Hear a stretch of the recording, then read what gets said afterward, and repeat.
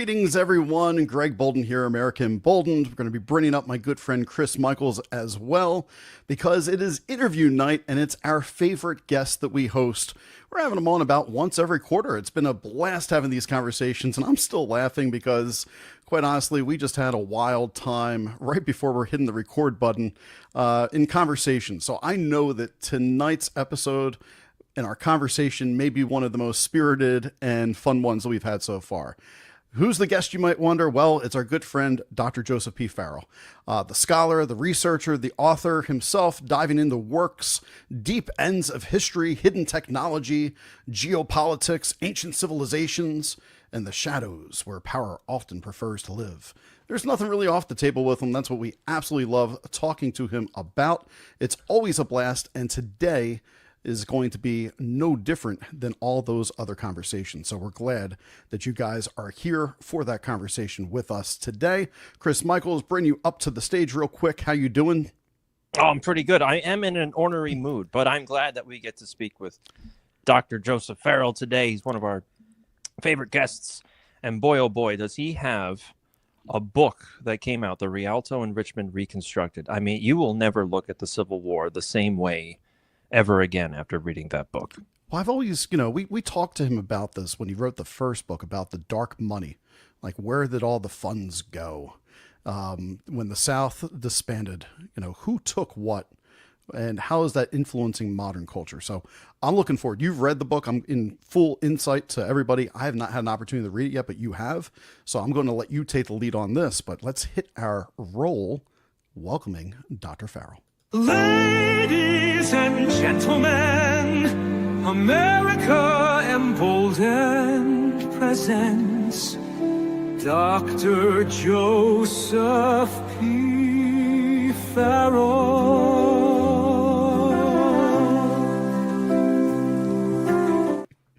All right, Dr. Farrell, welcome. Hi, guys. What? Who was this? Well, I went into the bathroom. I was like, ladies. You get the voice going, you get the echo, and you give them a proper intro. What were you doing in the bathroom to emote this? I don't want to know. Acoustics. Oh, acoustics. I see. Yeah, Okay. I was practicing my tones, my hymns. Oh, I see. All right. Oh my goodness. Wow. Well, hi, Joseph. I told you it's going to be a great conversation today. I can't wait. I'm feeling it. Yeah, I bet you are after that trip to the bathroom. After that, yes. Everything came out all right. I'm glad to hear it. Glad to hear it. Everything always comes out in the end. But anyway. Oh, my goodness. Joseph, how have you been? Well, after our pre-recording conversation, I am thoroughly oxygenated. So I'm doing okay. For people that don't know, we have a green room on America Emboldened, and we do a comedy act. We're thinking about taking it on the road. You can purchase your tickets now. Oh my goodness. Yeah, we work blue though. You have to Yes. keep that in mind. Don't bring your children. Yeah, do not bring the children. Maybe it's a little like an insult Joseph- comic kind of deal with Joseph Don is the shock jock of alternative history. Rickles. He certainly is.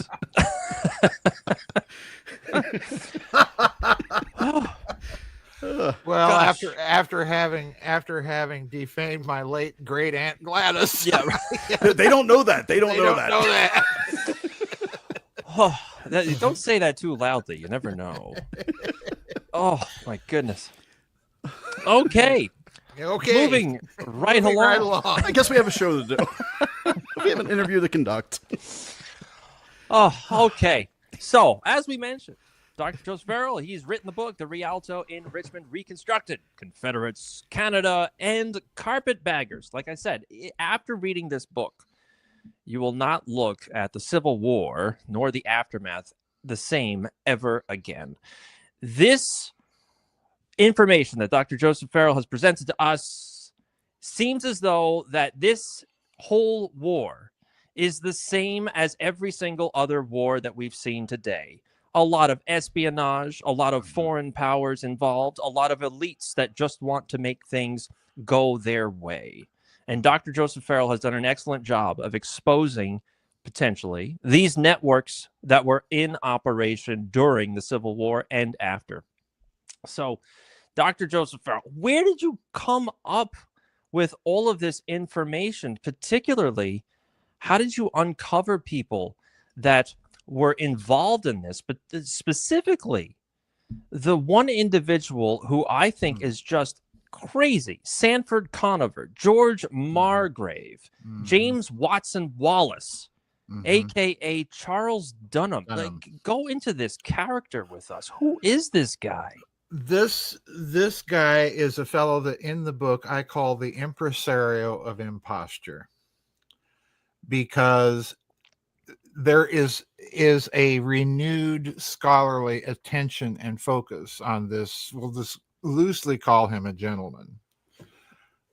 He was a fraud, a mountebank, a grifter, you name it, a gaslighter, a fake journalist, and so on and so forth. There's been renewed scholarly interest, but this guy was so obscure until very recently, when the University of Illinois did a study of him. And the gentleman that wrote the study, I believe his surname was Carman, Carman, but in any case, the study presents Dunham, and you listed a bunch of his aliases: Margrave, Conover, all of these aliases that he invented for himself throughout the Civil War. This gentleman, the scholar interprets as a kind of well-accomplished con man and grifter. And what I do in the book is I simply rely on this study. And by the way, it's the only study of this man out there. And here's something that should be a big, huge clue to everybody. When we say the names of the principal big names that were involved with the war between the states: Jefferson Davis, Abraham Lincoln, Robert E. Lee, Thomas Stonewall Jackson, General Grant, we all have pictures of these men in our mind because they all have pictures. You can look and see what they looked like. There is only one major character in the whole Civil War story that has not a picture, not a daguerreotype, not a pen and ink, not a painting, not a sketch. Nowhere is there any visual imprint of what this man looked like. And to me, that's a huge clue. So what I do is I interpret this man less as a self-appointed fraud, mountebank, and grifter just using the opportunity of the war to feather his own nest. I interpret him as an agent, an espionage agent, because everything that he does, writing fake articles in newspapers on both sides of the war. Exactly. He's active in the Union. He's active in the Confederacy. He has a pipeline directly to the Union Secretary of War, Edwin Stanton, and we both know what a wonderful character he was. No. Not the slightest bit of suspicion about that man. President Lincoln was surrounded by some real snakes, and that's probably the biggest viper in the pit. Secretary of War. Secretary of War. Yes, absolutely. So this guy Dunham was on both sides of the war, and here's the kicker. And to me, this is what spells espionage agent par excellence. Oh, by the way, he makes it up to Canada too. So we'll get to that part of the story. All right. Yes. So he infiltrates himself into the Confederate lines in 1862 and 63. The Confederates arrest the guy on suspicion of espionage, but there's no evidence. So they eventually release him and pass him back through the lines back into the Union. And while he's pottering around Richmond, when he's still running free, he inspects the Richmond defenses. He claims to have been involved in the test of an experimental cannon, which I'm assuming was probably a rifled cannon of some sort that the Confederacy was developing, and so on and so forth. And then when he gets back to the Union, the first thing he does is he fires off a letter to the Secretary of War, Stanton. And then he writes a letter to President Lincoln. Okay. And in the letter to President Lincoln, he says, well, it would be possible to go down there and kidnap the Confederate leadership and hold them hostage. Now, please note, this is the same guy that in 1864, after a brief trip to Canada, writes a similar article for Horace Greeley's New York Post, where he urges the president of the Union, Abraham Lincoln, to beware of a kidnapping plot.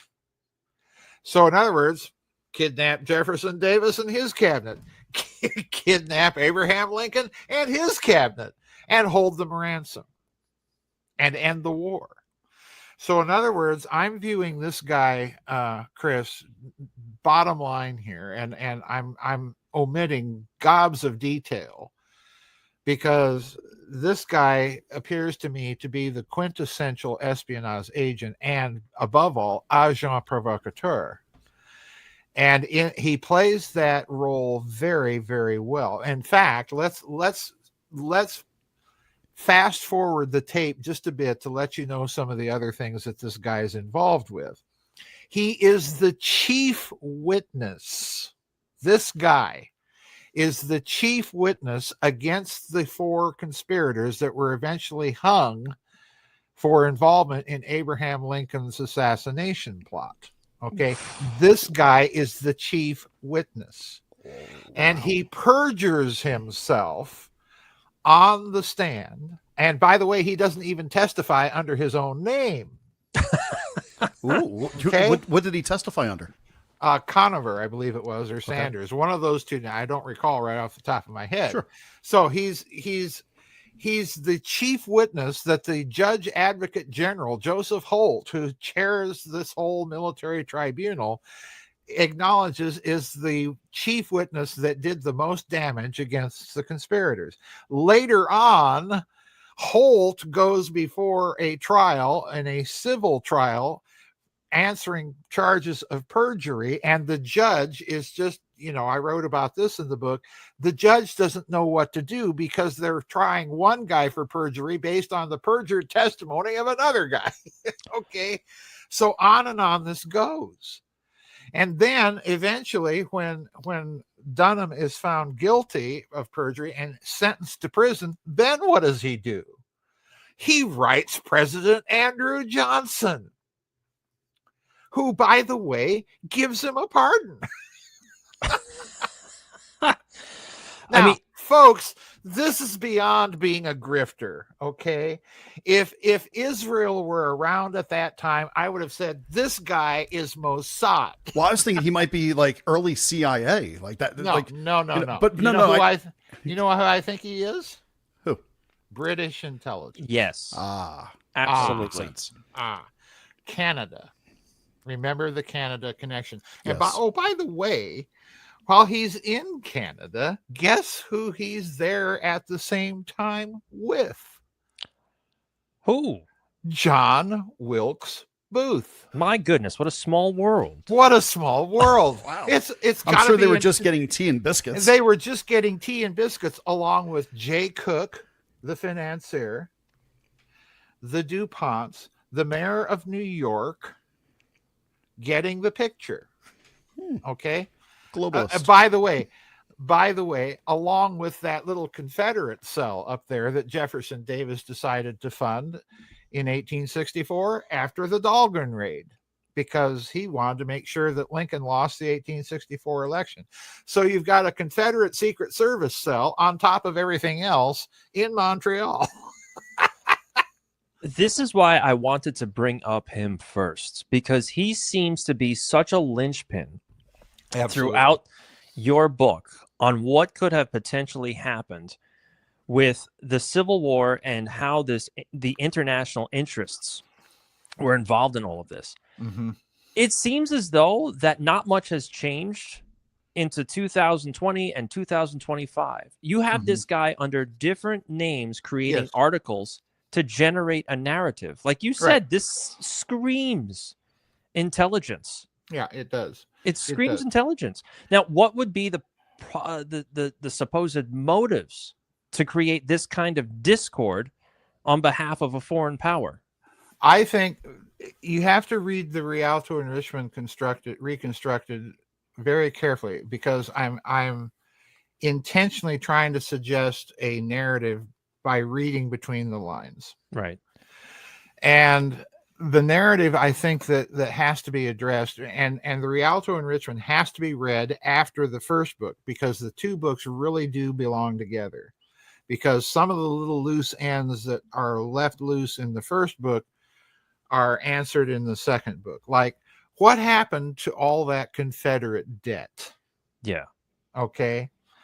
The Confederacy ran up about $990 million worth of debt during the war. The Union, I think, was somewhere around $1 billion, $1 billion, $0.3 billion of debt. So in other words, the debt that both sides accumulated at the end of the war was massive. The Confederate debt basically ended up being financed by the European powers, principally England and France. Okay. The Union attempted to recover some of those funds, but as late as the 1880s, there are still massive amounts of funds in England on Confederate accounts. This is key. This is key.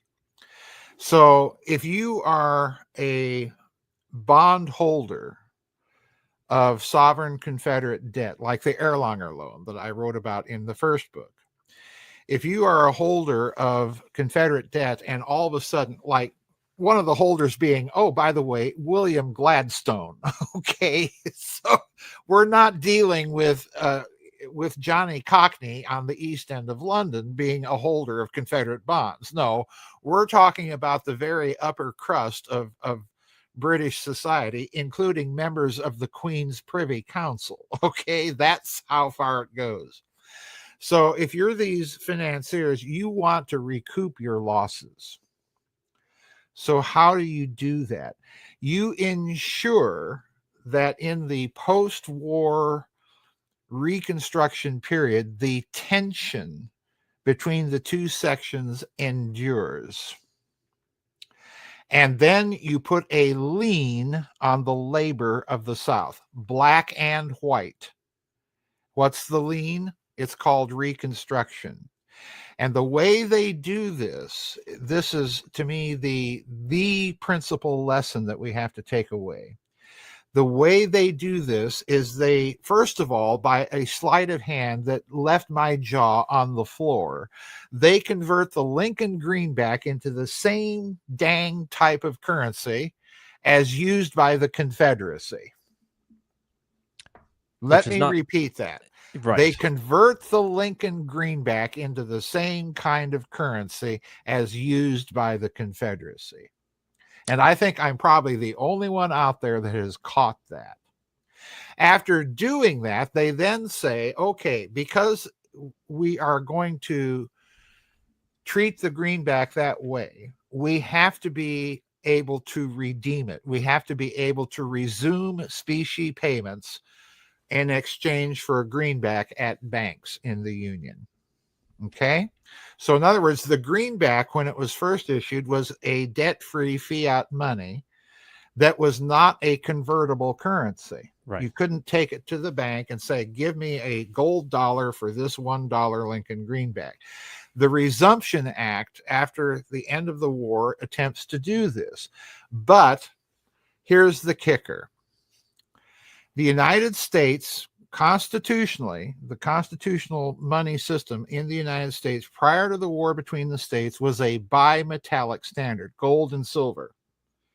And that old standard, by the way, you'll read about in Babylon's Banksters. There's a reason I'm doing all of this in such a long series of books. They're all related. Because when you have a bimetallic standard, the first thing you can do is manipulate the ratio of exchange between the two. After the war, the Resumption Act, again, this is just pure stealthy sleight of hand. The Resumption Act resumes payment in gold only. Silver is demonetized. And so what does that do? It puts the post-war United States of America into a massive deflationary cycle. This is the reason why William Jennings Bryan is screaming about the cross of gold in 1896 to win the Democratic presidential nomination. This is exactly why. And the other thing is that we know this deflationary policy was intentional is for two reasons. Number one, the most significant reason that I get to in the book is that at that time, there is a worldwide movement confined mostly to the United States and Europe to put the entire world on a modified monometallic gold standard based around the French franc. And if you study the system that they're trying to put into play, and by the way, senators like Senator John Sherman, brother of William Tecumseh in Ohio, are on board with this scheme. Okay, so remember Sherman's march. What is he doing? He's plowing his way through Georgia and grabbing all the silver and gold. Wow. Okay. Yeah. So in other words, you really have to read between the lines here, folks. So they're attempting to put into place this world monometallic gold standard system based on the French franc. Now study that system long enough and you'll discover it's very similar to the snake system in the 20th century based on the German Deutschmark, where other currencies were allowed to float with exchange rates tied to the Deutschmark. Okay? So this is what they're trying to put into place in the 19th century on the gold French franc. Okay. The other thing that tells you that this is a deliberate policy of deflation and thereby placing a lien on the labor, principally of the South, because it's the Southern poor black and poor white that are hit the hardest by these policies. The other big tip-off is what happens during the Civil War and immediately after. You have a significant discovery, and it's called the Comstock lode in Nevada. Right. The big, huge silver deposits outside of Carson City and Silver Dollar City, Nevada. I've been there. I've been to the place. And that lode was estimated to be worth approximately $250 million worth in 1865 dollars. That's a lot of silver. And by the way, just for kicks and giggles, guess who is out there scratching around in the Nevada desert compiling geological reports on how big that lode is? Could it be somebody from Saxony? Baron von Richthofen.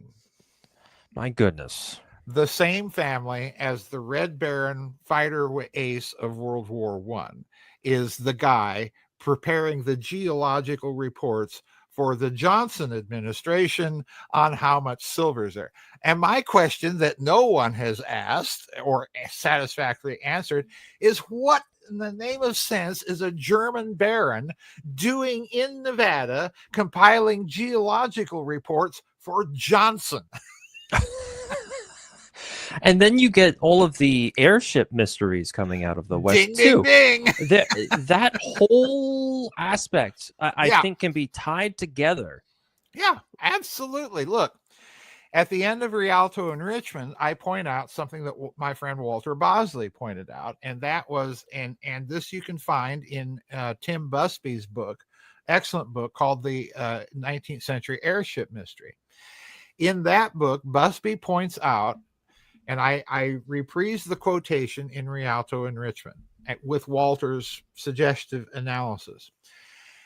In that book, Busby points out that there was an American inventor tied with the airships during the Civil War that had approached President Lincoln to develop this technology. He did a couple of demonstrations of whatever this contraption was that apparently flew around at speeds of about 200 miles an hour. Lincoln backed the project, took it to Congress, and asked Congress to fund it. And that means, guess who knows all about this whole plan? Edwin Stanton. Yeah, Mr. Goody Two Shoes, Mr. Nothing to See Here, So the interesting thing about what the doctor who's inventing this contraption, whatever the heck it was, he says, well, this can all be funded by, here it comes, folks, greenbacks.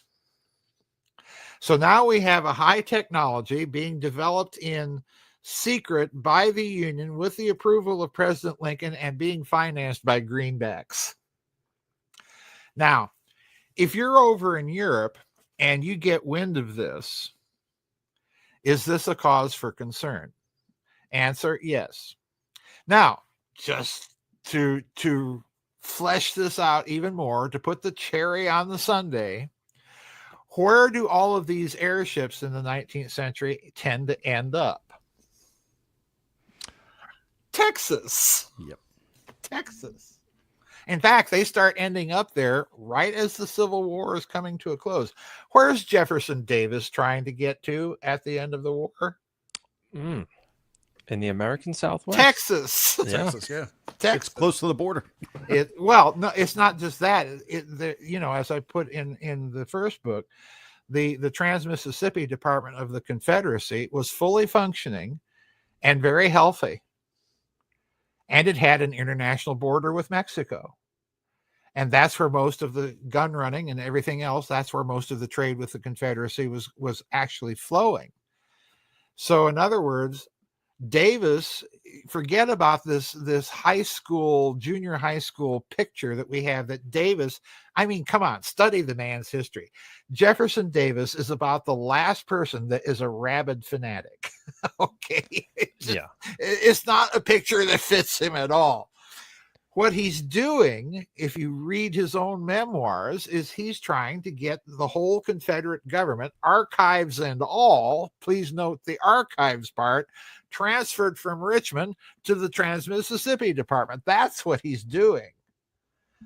So in other words, he wants to go there and continue as a rump Confederacy. And by the way, Generals Grant and Sherman are worried that he might actually be able to do it. So in other words, forget what you've been taught. The principal generals of the Union military are concerned about that idea.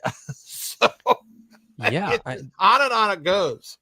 Yeah, something else was interesting too. There was a little quote in your book, and it said, a few days before Abraham Lincoln's assassination, all of the money that the Confederacy had in Montreal left for Europe. Fancy that.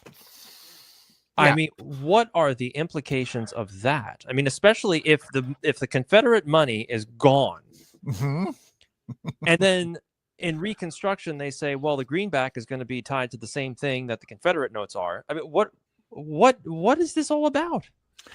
I actually think that what it's about is implied in the Resumption Act. There is a famous quotation that I deal with in both books it's an apocryphal quotation by Chancellor von Bismarck, who is usually cited in this regard as saying, well, the high financial powers determined on the death of Lincoln to prevent the furtherance of Lincoln's monetary and fiscal policy, namely the greenback. Okay. Now that quotation gets circulated a lot in alternative research circles. The problem is it's entirely apocryphal. It does not appear until the 1920s in an obscure work by a Frenchman, of all people. And there is no provenance or no evidentiary support for the quotation. So the question is, did Chancellor von Bismarck say anything like that?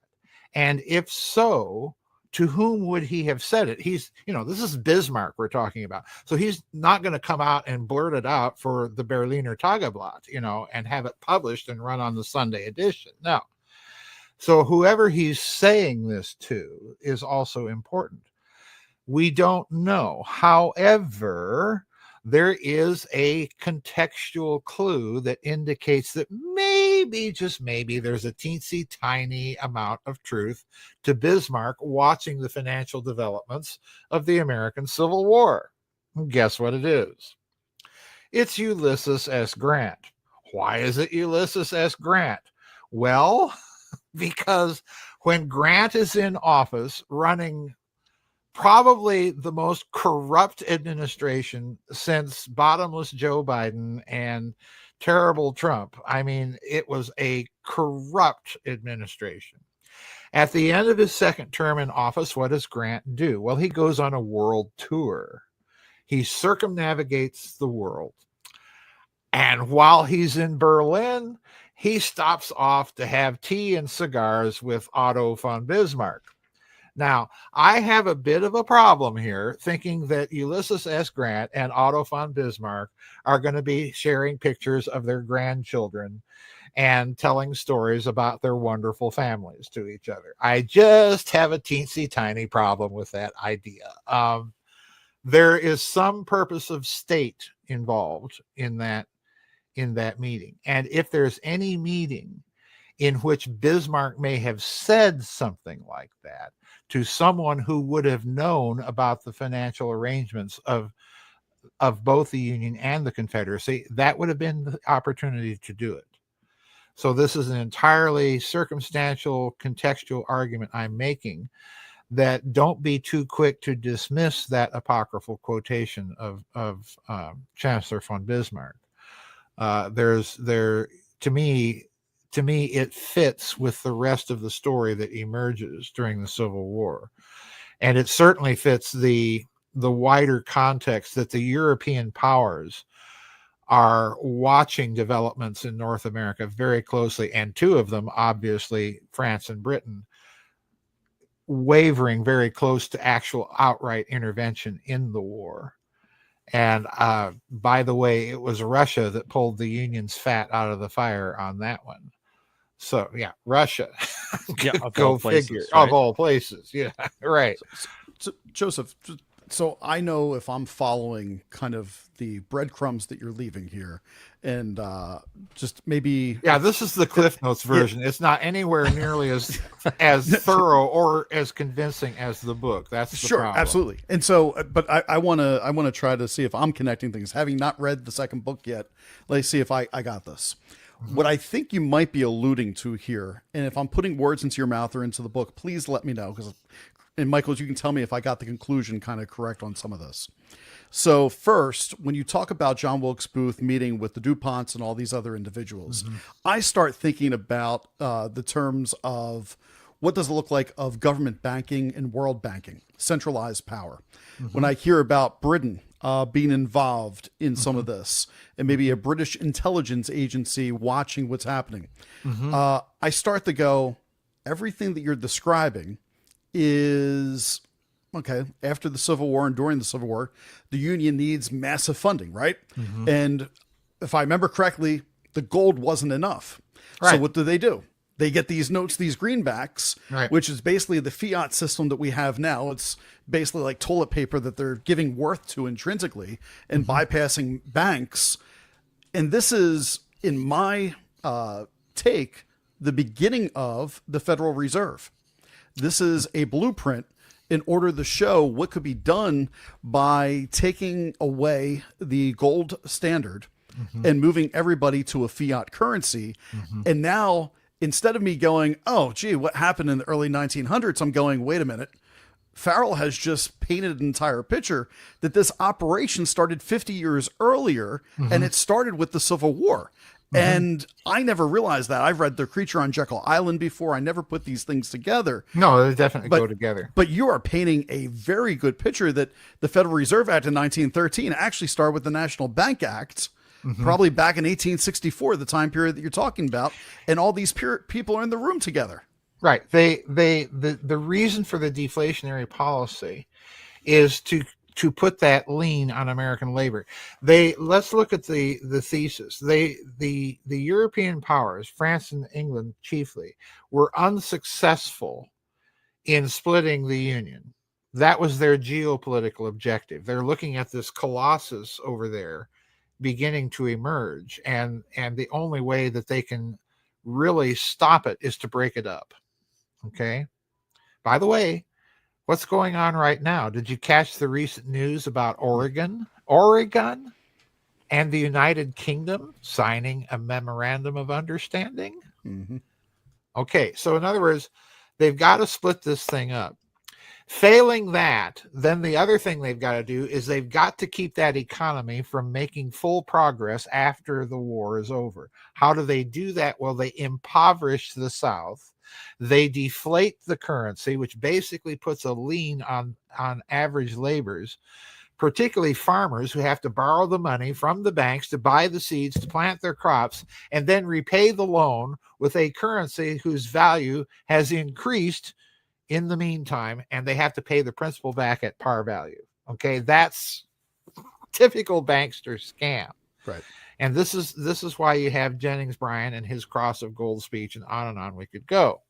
And the remonetization of silver. Think the Wizard of Oz, the silver slippers in the actual book, and the yellow brick road. Okay, so in other words, it's a big financial political allegory. Yeah. And I get into that in the first book.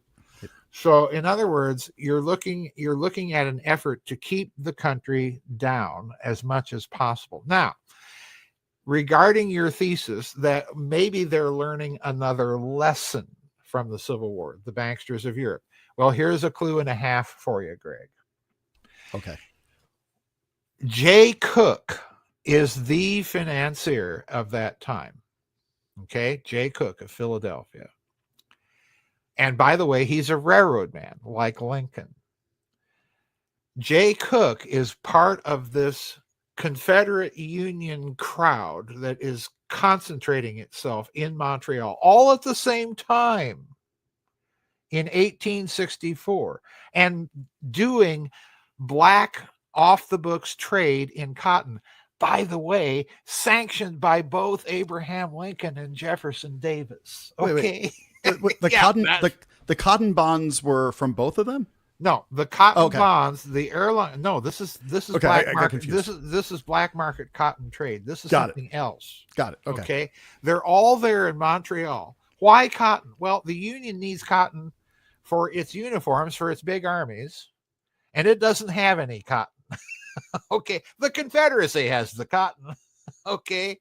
And the Confederacy needs money to buy the weapons to fight the Union. So, okay, guys, can we make a deal? This is Donald Trump, All of these people, including Jay Cooke, are concentrated in Montreal during this time period. So, in other words, what I'm suggesting to you, Greg, is that Cooke is there because the greenback scheme, he was selling bonds to the Union until Lincoln came up with the greenback idea. So he's no longer making money from the war. And by the way, he can meet a lot of people with British financial connections in Montreal. So I suspect that you're onto a profound thesis here that they're looking at all this. They're trying to put into place this monometallic thing based on the French franc. But probably you have some thinking, oh, wait a minute. Maybe we could do an end run around this whole thing and adopt this system for ourselves. Now, the only problem I see with that thesis, I think it's eminently plausible and reasonable that they would do that. We're lacking the documentary evidence. There are, however, clues, but I'll leave those to people to read in the books. Okay. Yeah. Why not go all the way and demonetize all bullion? And here comes the modern word. Please note, we're watching a replay of all of this right now. Yep. Why not just call it tokenized assets? You know what this is? This is an Oklahoma goldback. And right at the bottom, if you want to know what the scam is, right at the bottom of this flimsy piece of plastic it says 1/2000th of a troy ounce of 24 karat gold. Sounds like cryptocurrency. Ding, ding, ding. We'll give you a little fleck of gold smashed into micropixels thinness on a piece of plastic, and you give us your hard assets. This is a tokenized asset. This is the money of the Soviet Union, where everybody owned the property. All the people owned the property of the Soviet Union. And you had a little decimal place of it. That's what this is. And it also explains why we see all of these states starting up their own bullion reserves. Ding, ding, ding. And what are they doing it in connection? I was all on board the bullion reserves until they started saying, we're going to tie this to an electronic clearing system. Right. Why? Because the electronic clearing system gives them the ability mathematically to calculate the decimal. They don't have to revalue the money. They can claim that they are backing it with gold. Unfortunately, it's such a minute amount of gold, it's no backing at all. It also goes to show you how, quote unquote, worthless the American worker is. Yeah. And why they're pushing AI and robots. Yeah. And basically, they are pushing this whole Green New Deal agenda with electric vehicles and all this other stuff and water rationing because they didn't choose humans over AI. Well, they need all the data centers. Remember what my friend Catherine Fitz has been saying for years. They're doing all of that, and they're going to make it so that whatever labor AI performs is taxable. Right. Which also implies AI rights. Ding, ding, ding. So wait, but before we leave the Rialto, I just want to ask you one more question. Mm-hmm. Do you think the United States is constantly being goaded into various wars on behalf of other foreign powers, particularly Yes. always using the treasury of virtue? Yes. Yeah, I do. Now, for people who don't know the reference to the treasury of virtue, at the end of the Rialto and Richmond, the last chapter of that is devoted to a couple of essays by the American Southern man of letters, Robert Penn Warren. And Warren wrote a little book called, a wonderful essay called The Legacy of the Civil War. And I wish people would read it. Because, here's a Southerner trying to talk openly and honestly about what the legacies were for both the Union and the Confederacy after the war. And he points out that what the war did for the Union is it created American culture, the American culture of self-righteous virtue. So in other words, take all that New England Yankee secularized Calvinism that percolates and bubbles and poisons, much of the abolitionist thinking of the North at the time, and wed that to the idea that the nation itself is inherently virtuous and therefore everybody else must be like us. That's your treasury of merit. And by the way, it's a Roman Catholic doctrine that the infinite sacrifice of Christ has a super added surplus of merits brought into the treasury of merits by the saints that the Pope can dispense as releases from punishments in purgatory. So in other words, this is the whole system of indulgences and so on and so forth. So what Penn Warren is simply doing is he's saying what America did was it took all of that ecclesiastical infrastructure, if you will, and applied it as a national culture. So that, our wars must be always fought for ending slavery or establishing democracy or overthrowing tyranny. In other words, there's always a moral goal in mind, notwithstanding the fact that maybe people don't want to have our morality. So in other words, this is a profound shift in American culture that occurs because of the war. And again, I like to use the example of Jefferson Davis himself, the president of the Confederacy, because Davis was one of those Southerners. They were few and far between, but they were also, in many cases, very highly placed in the political aristocracy of the South. Well, Davis was one of the people that advocated what he called the high road to emancipation. He was advocating that if we are going to emancipate the slaves, what we must do is bring them up so that they are able to be participating, contributing, productive members of society, and they have to be given an economic stake in it. So at his plantation, if you ever read about Jefferson Davis and the way he ran his plantation, he had the slaves running everything. He taught them to read, to write, to administer the finances, to dispense the financial allowances to the slaves, on at certain regular periods. And he also had them trying any criminals or mischief or anything like that happened in the slave population, and he absolutely forbade them to use whipping or any other form of cruel and unusual punishment. So in other words, this is a guy that put his money where his mouth was. And say what you will about Jefferson Davis, he was at least principled in this respect. So the problem with many of these Southerners after the war with Reconstruction is, if you talk to some of them, I've met some of them, some of these old Southern families, and I can tell you that Reconstruction is still remembered by them as a complete and utter disaster. And one of the first things that one of these families told me when I first met them years ago after college was that one of the effects of Reconstruction was to exacerbate racial tensions in the South between blacks and whites. Just took it right off the charts. And when I listened to what they were trying to say and telling me why, that there was this movement in the South that we're going to have to get rid of this institution, but we've got to do it in a way that is not going to create economic chaos. Lincoln himself comes to this position in 1862 when he proposes an economic stake and a financial component to manumission.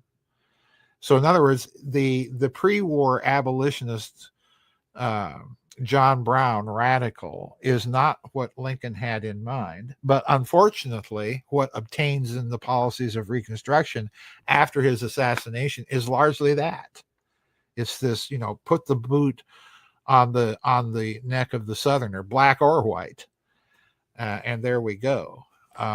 So anyway, I definitely think there's foreign influence, because when you look at this period after the war, you see very clearly that influence at work. When you look at the influence during the war, France and Britain ready to intervene, Spain giving the Confederacy recognized belligerent status, Prussia and Austria just kind of saying, it doesn't really concern us geopolitically, and Russia, Tsar Alexander II, sending the Russian fleet into San Francisco and New York as a little message. And he's interviewed after the war by the Union press. And the Tsar actually says that he was asked by Britain and France to have Russia intervene. And he told them, and you can read the interview in the Rialto Reconstruction, Alexander II says, and I told them under no circumstances would Russia approve any sort of intervention by those powers in the Civil War. And to drive home that point, that's why he says, I sent the fleet into the Union ports as a demonstration of support for Mr. Lincoln. And why did I do that? Well, it wasn't because I had any particular love for Mr. Lincoln. It's because I did not want to see Britain end up with a monopoly of heavy industrial technology after the war. And by the way, what else did Alexander II do? Did it have? Go ahead. He emancipated the Russian serfs. I was just going to say that. It seemed as though the Russian version of Reconstruction would have been a lot better for the South than anything. Oh, listen, the Russians, this is happening all more or less at the same time. Well, the Russian version, the Russians were very much like what Lincoln proposed to the Congress in 1862. The Russian version was, okay, we're going to give low interest government loans We're going to float bonds to raise the capital. We're going to give low interest government loans to the emancipated serfs to buy their land from their masters, their nobility. The nobility get compensated for the loss of their land, and there will be a government subsidy for a period of time to compensate them for the loss of their labor. So everybody has an economic stake in the plan. The czar didn't just say, okay, you're free now, go to it. Like that would have done anything in Russian society at that time. The plan worked because what happened?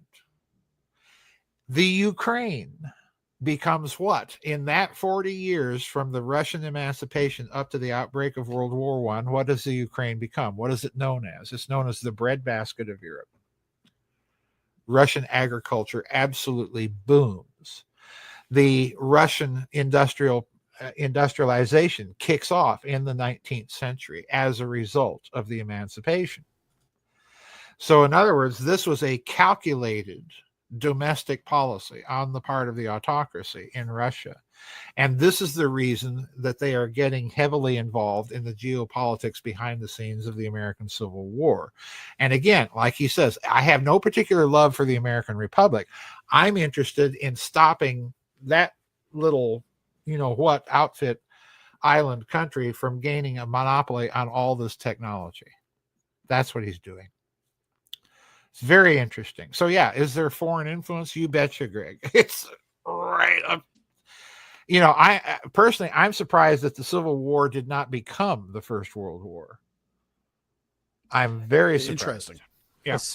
Especially with some of the stuff that was floating in the background to unite both sides again with the invasion of Canada and Mexico. We have to go fight the barbarians just beyond the horizon. Yeah, well, this is an aspect that you may encounter just as kind of a brief passing comment in the way the Civil War is presented in history books. But I'm telling you, the secret meeting that Abraham Lincoln had at the end of the war with the Confederate vice president and a Confederate senator, and what they're discussing is Francis Preston Blair's scheme to end the war by starting another war and having the Union kick the Brits out of Canada, and let's remember that cell in Montreal, and have the Confederacy kick the French out of Mexico.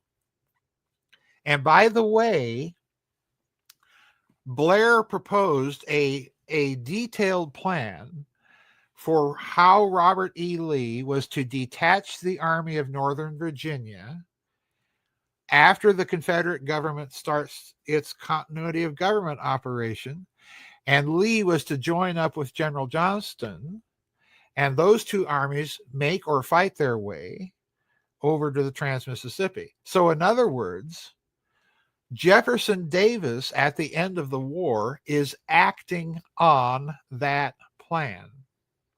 The only thing that prevents it is when the Union intercepts Lee's instructions to the Army of Virginia on how to withdraw and the lines of march that they are to do it.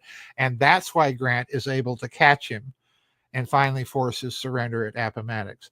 So in other words, that little peace conference at Hampton Roads is crucial.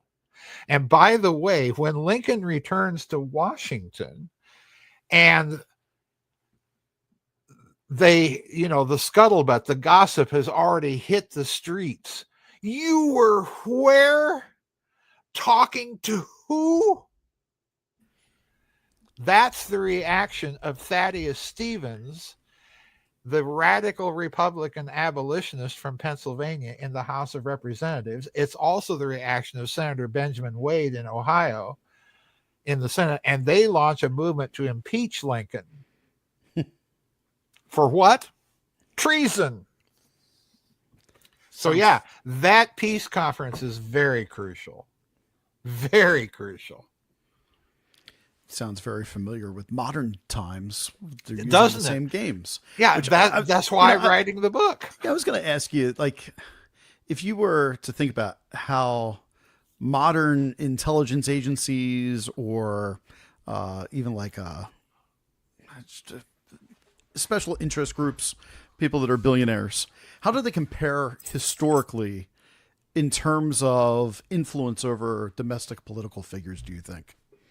Like when you look back at this time frame of the Civil War, and then you look at modern day what's happening with influence over elections, over policy, where do you see parallels? Like what are some of the main things that stand Oh, out? I see them all over the place. Pardon me. I see them all over the place, principally because you're dealing with a class of people that treasures moving in the shadows and behind the scenes and being the power brokers. So they always have to act through an avatar. They have to act through a proxy. The problem, let's use the business model. The problem is you can send out all of your proxy votes for the stockholders meeting, and you may think you've got all the votes lined up, and maybe someone else is out there organizing or gets a burr in the bonnet and decides, no, I don't want to vote for that. Maybe you put someone into power and you think they're going to go along with your plan. Think Abraham Lincoln and the radical abolitionists here for a moment. Now, Lincoln was an abolitionist, but he was not a John Brown abolitionist. And in his own words, if keeping slavery would have preserved the Union, I would have kept it. So in other words, this is a realpolitik guy here. He's a railroad lawyer. Yeah. Okay? What's gonna benefit me the most? Yeah. Yep. Yeah. Well, you may think that you're going to control this guy once you get him into office, but not really. Not really. So this is the problem they always have. They can put what they think is their own man, and the guy that once he gets the actual power might decide, hey, I don't have to listen to you people anymore. Think Hitler. So yeah, or think Stalin. Yeah. I mean, Yeah. reason I'm asking is since we spoke in July, a lot has happened in this country. No. A big event happened that I would love to pick your brain about. Okay. Just in the terms of like, I just don't feel like we have the full story. And I'm not asking you to put on, any type of explanations. I'm just looking at the fact that, here we are, a bunch of people getting together to figure out what the path forward will be out of the Civil War. And in September, there was a major assassination that the world all saw with Charlie Kirk. Yes. I actually envy you, Dr. Farrell, because I know you're not as plugged into social media as Michael's and myself. So I'm hopeful that you were able to spare your soul the violence of what that looked like for millions of people who witnessed it online. Yeah. We've heard really nothing from our government when it comes to Thomas Crook's attempted assassination of Donald Trump. We've heard really nothing when it comes to this guy's assassination of Charlie Kirk. We get this immediate, right afterwards, immediate narrative that all of a sudden, oh, well, he went into the woods, reassembled the gun after he had took it apart, hit it by a tree, texted his boyfriend, hey, by the way, I just did this really horrible thing, and this is what I would have done had I not. It almost looked like the government itself was writing the text messages for the gentleman. Not saying that's what happened, just saying that's what it looks like. And listening to everything that you just laid out from 1864, I'm going, how do I know that I'm not seeing the exact same thing playing out in 2025? You are. It's a narrative. I have not seen the video. I've deliberately avoided watching that video. Please continue to do so. Sincerely, there's no need that anybody can't watch do it. it. But from what I have heard, I've been following a number of people that have been trying to dig into Mr. Kirk's murder. Candace Owens, chief among them. And at this point, having reviewed the evidence that she and some others have presented, Max Blumenthal being another, some of these people, I am convinced that the official narrative is just another Warren report. That this, for one thing, assembling and disassembling a rifle on the run, Yep. firing that caliber of a bullet and getting the damage result that they're alleging. No. I actually prefer, of all the hypotheses currently being floated, I prefer the exploding microphone hypothesis the most. Yep. And the reason why is that would be just the kind of oily thing that a certain little pipsqueak country in the Middle East, whom I think we would be much better off just severing ties altogether with. I think we were treated to a case of the revelation of the method when Prime Minister Nutty Yahoo, as I like to call him, came out and said, we didn't do it. I think him Without no one asking. Exactly. Without no one asking. That was revelation of the method, if you know what that technique is. And it was very clever revelation of the method because it was reversed. He knows that he's going to be taken to task for it, and he's literally thumbing his nose at everybody when he says that. You can't prove it. And, even so, we got away with it. It's loathsome and reprehensible and evil. And you also referenced in one of your posts about the munitions plant explosions, yes, and how they could have been tied to all of this too. Oh, I think absolutely, yeah. There are munitions plant. There was a munitions plant explosion in Tennessee that occurred within a frame of time shortly after. And then the thing that tells me that this was a geopolitical operation to assassinate Mr. Kirk in front of his followers and the world, and record it.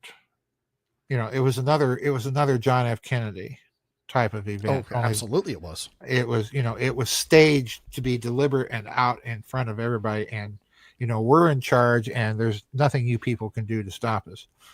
The other big event that I think puts the cherry on this geopolitical sundae is all of a sudden, as a result of that assassination, all of a sudden the whole MAGA coalition has splintered. And you have major figures like Tucker Carlson and so on coming out and just saying, enough of this Zio-Christianity. Enough, no more.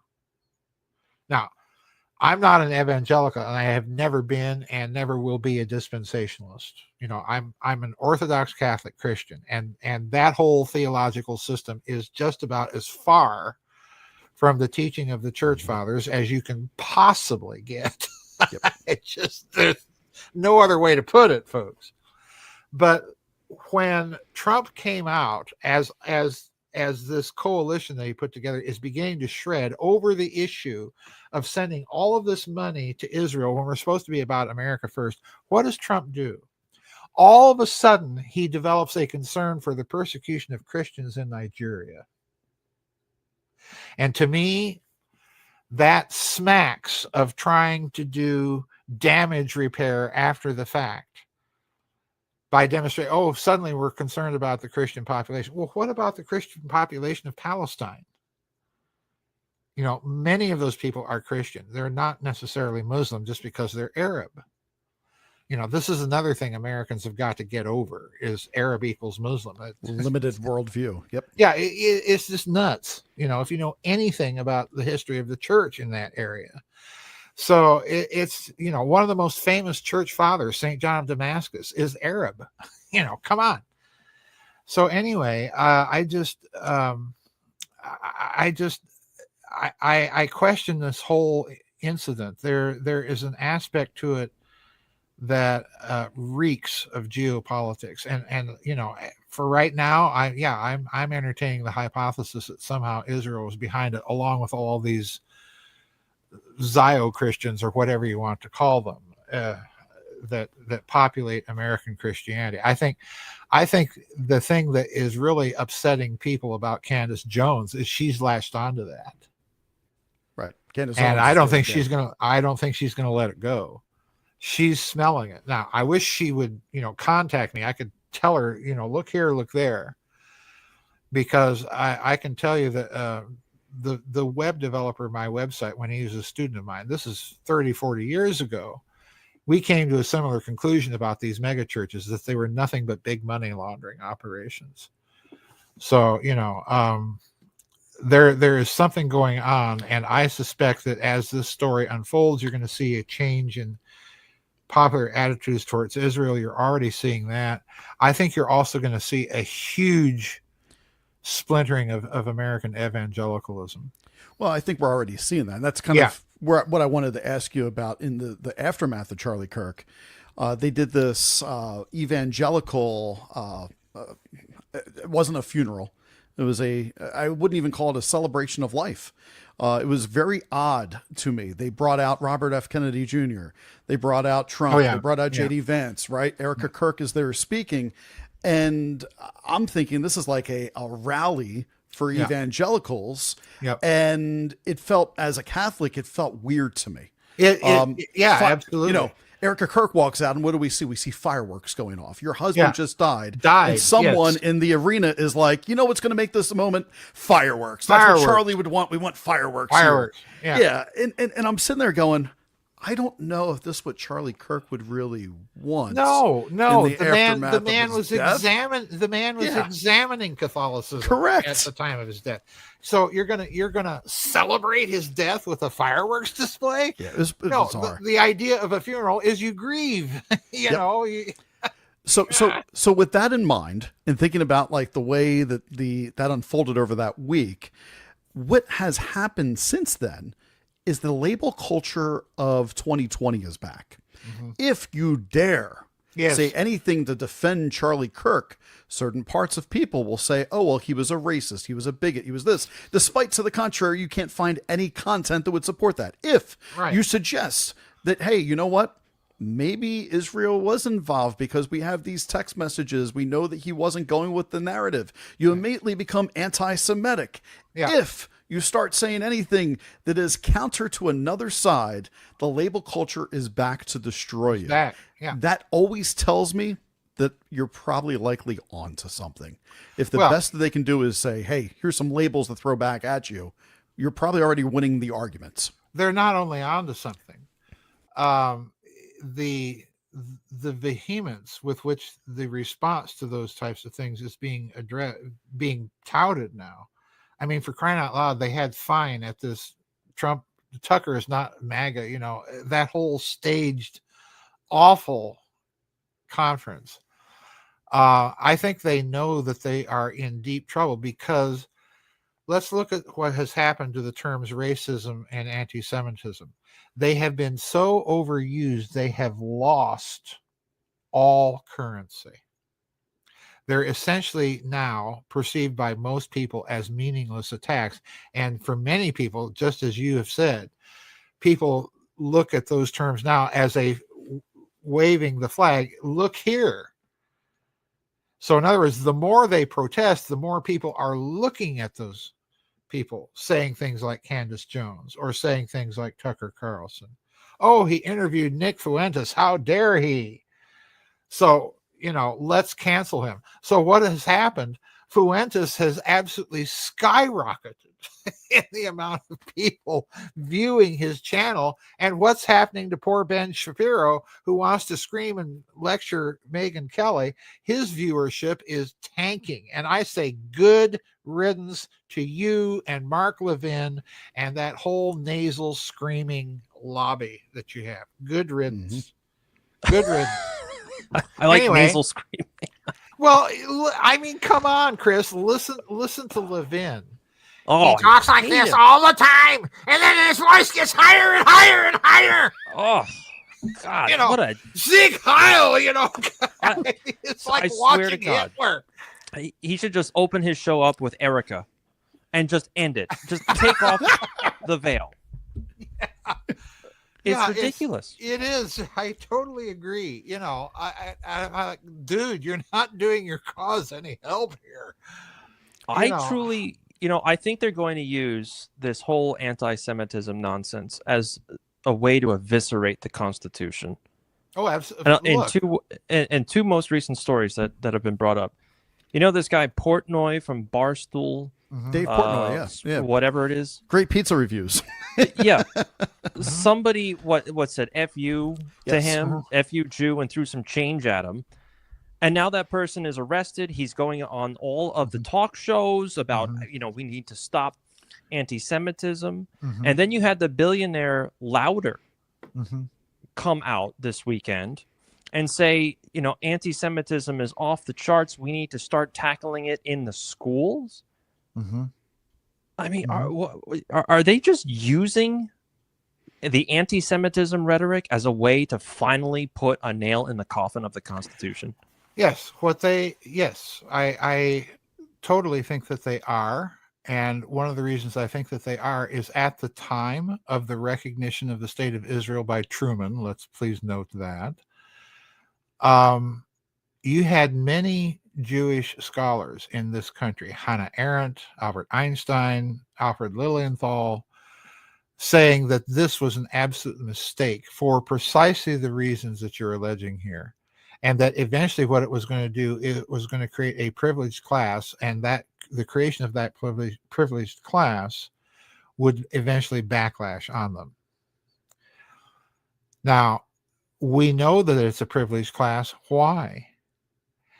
How many people, here's a question that I want every talk show host out there to start asking of every candidate for political office that shares that faith. And I'm very serious here.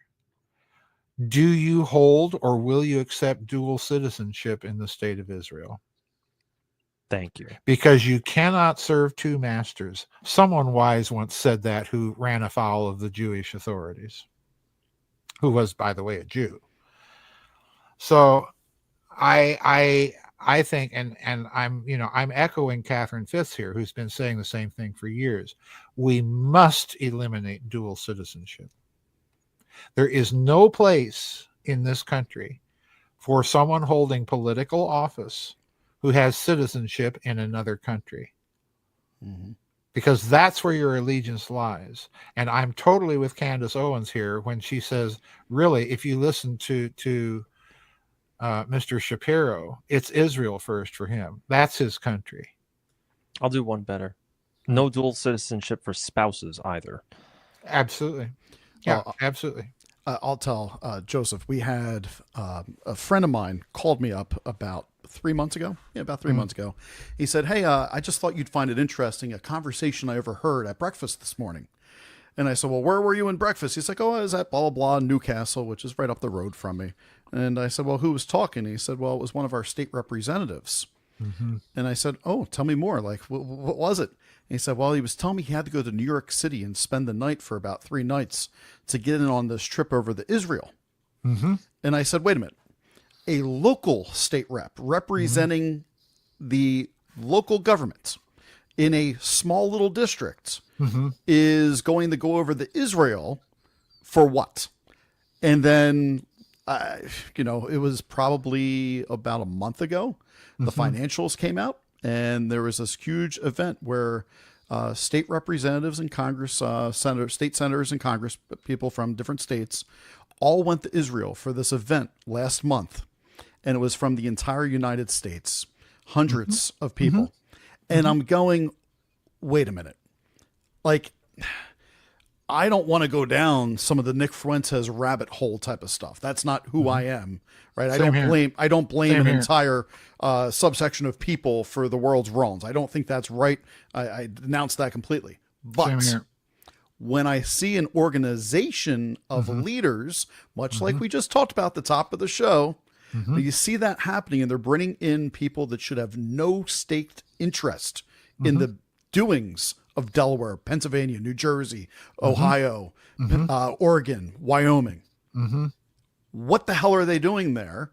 And how can I not be a little bit more skeptical of this small states influencing our entire country at the present moment? And it's led me down this spot. And you and I were talking about this before in the green room. I am now really, really disappointed with President Trump. Same here. I feel like this America First was anything but America first. Yep. It's America. Oh, and don't forget our little friends over here and the special interest group over here, these tech billionaires over here, and anybody else that can help enrich my family to make sure that Barron Trump never has to work a day in his life after I'm dead and gone. Yep. I am done with Donald Trump in apologizing in any way, shape, or form. I don't regret my vote because I think Kamala Harris would have been an absolute Even nightmare. worse, much Absolutely. worse. It would have been a lot worse where we are. But I am so disheartened and disillusioned that I don't even think I could vote in another election. I don't know. I'm right there with you. You know, I'm done. I told people when I came out, I had quit voting in 1988 when King George I ran for president after Reagan. King George the First. And well, I hate the Bush the Bush family. I cannot stand them. Dick Cheney, you know. And him too. But I quit voting because at that point it was just, you know, Tweedledum and Tweedledee. And for all the rhetoric that Republicans have been spouting over the decades up to that point, nothing ever got done. You know, Eisenhower basically euchred Senator Taft out of the Republican nomination in 1952, and Taft would have rolled back the New Deal. Eisenhower didn't. He said, okay, it's there, so we got to accept it, you know. And I think truly that Franklin Delano Roosevelt, in addition to being one of the most vile people, was one of the worst presidents we've ever had, right down there with Herbert Hoover. But anyway, I quit voting. But when Hillary was running in 2016, I had to come out of retirement because, you know, she is truly rotten and vile and evil. And the reason I did that is I had friends that actually worked for her at Rose Law Firm. So, you know, I had the inside scuttlebutt on Bill and Hillary. So that's why I came out of retirement. But I'm right back there with you. I don't see the current Republican leadership. That's what bothers me. Trump cozying up to the likes of Lindsey Graham Cracker, you know, another one of the, pardon the pun, but the guy is repulsive. And to that whole Zio-Christian group, you know, if this is where we're going, I ain't going there, because it's like you say with all these people trotting off to Israel. Yeah, let me show you that real quick for people you know, that this is the event, because I want you to talk about, continue your thought, but 50 states won Israel, September 14th to September 18th, 241 American state legislators went and visited the Western Wall, the Church of the Holy Sepulchre. Yeah. Go kiss the ring. Yeah. Go kiss the ring. And as far as visiting the Church of the Holy Sepulchre is concerned, I think that's just thrown in to appease the Christian sentiments of people in this country. If it were up to the Israeli government, all they would do is go kiss the Wailing Wall, and that's it, which nauseates me. You know, What are you doing?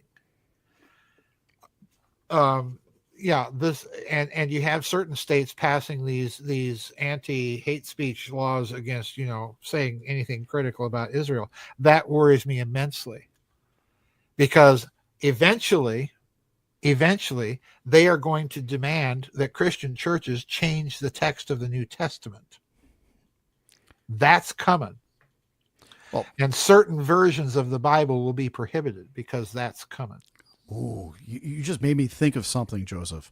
My wife is convinced that the currency of the future is in books, because she said that in the future, AI is going to erase parts of the Bible. It's going to erase parts of your favorite books. And if you have the physical copy with the date, it will be invaluable to society. Yes. And so you're actually talking about that with the Bible. Wow. Listen, Greg, I have been warning my readership for years by saying the only canonical version of any of my works is the hard copy, for precisely that reason. Because I have seen Amazon's Kindle and other ebook platforms completely gut the formatting of my books, such that if you were to try to footnote a piece of my book and say, I got this idea from Farrell on this page, it won't be there in the pagination. And they can literally erase, as you've pointed out, erase or change things. So no, the only canonical copy is the hard copy. Period. And this is one of the reasons why I think they're making a massive push to digitize everything. Yes, absolutely. It will give them power to erase sections of our history that they don't want. 1984. That's 1984. That is precisely it. If you think Joseph Stalin standing next to Yagoda on the Moscow River in that famous picture of him, and I think it was Kalinin, and then you see the subsequent picture in the Soviet encyclopedia where Yagoda has been, not Yagoda, what was his name? Yezhov, where you see Yezhov cut out of the picture after he was purged. You're going to see that kind of adjusting of the record on steroids. And target number 1 is going to be the Bible, and target number 2 is going to be the writings of the church fathers. Absolutely. Absolutely. It genuinely seems like there is a true war against Christianity. Absolutely. I hate to say it, it sounds so hackneyed because you had people like Rush Limbaugh and all the rest. The Christmas catchphrase, I know. Right. The war on Christmas, it's coming. But it's absolutely true. I mean, think about all of this that we see, right? You've got people pushing anti-Semitism, hate speech laws with the broadest definition possible of what anti-Semitism is to such a point where you can't even reference the New Testament. Right. There is a complete loss of morals in the United States right now. Look at the millionaires from OnlyFans just selling feet pictures and videos. Yes. There's got to be some new realignment. And it seems as though everyone has to be ashamed if they say that they're a Christian in some denomination or otherwise. Right.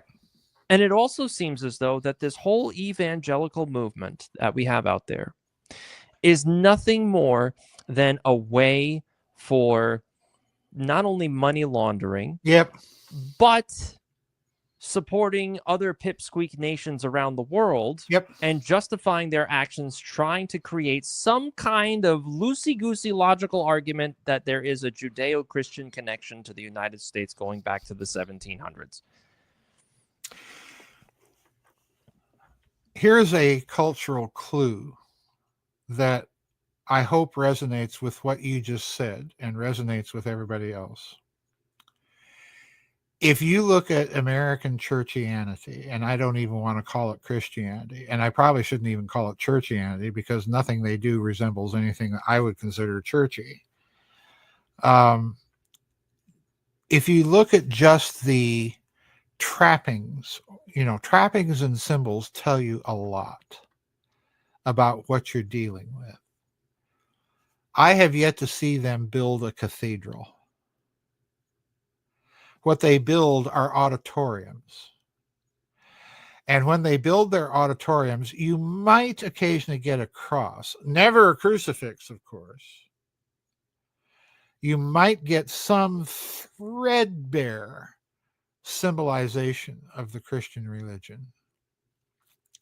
You will not get an altar at the center of the auditorium. You'll get a pulpit, if that, because what they like to do is they like to pace on the stage as they're yelling at people.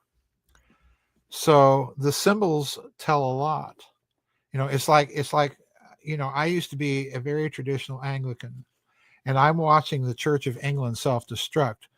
They've just allowed graffiti, literal LGBTQ and other persecuted minority people to put graffiti in the Cathedral of Canterbury. Now that's, as far as I'm concerned, that's desecration. Now, that's sacrilege. That's what's interesting about that is that the artist and the art director aren't even Christians. Probably not. No, they aren't, because I did a little post on this and I got a lot of flack for saying so, and it's, probably dual citizen stuff. Yeah, exactly. Yeah, we want to be members of your church and not.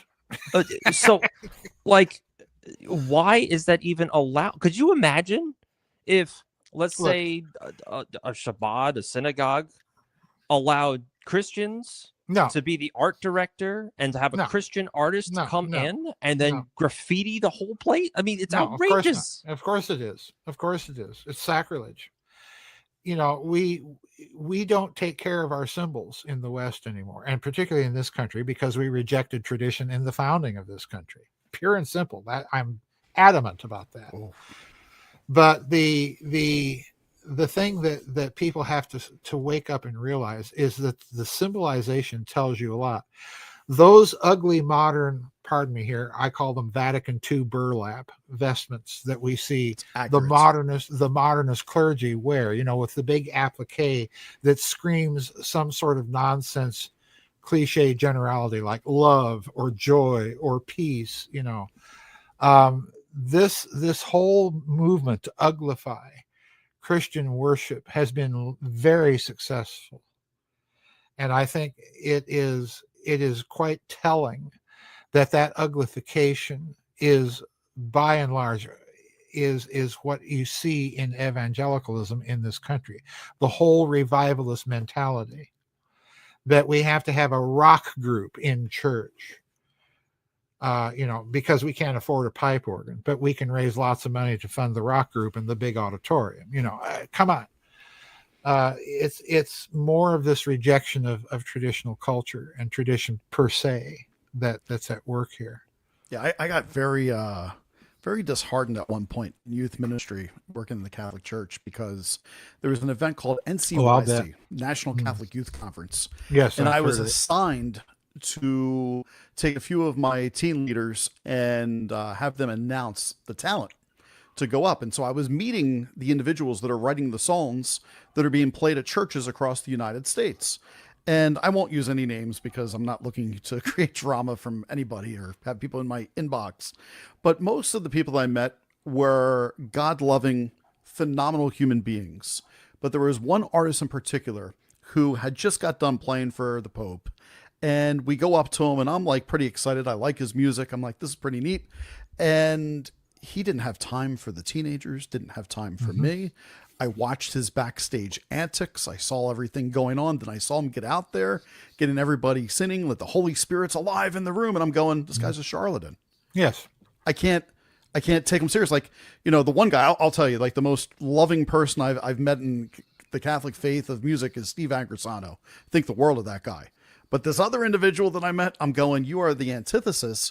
You are the person who is cashing in, likely wrote a pop song and put God's name over top. Anytime you want to say love, you just say God and you fill in the blanks. And in many ways, the post-Vatican II, this everybody has to be in touch with our feelings, getting away from the low mass in Catholicism.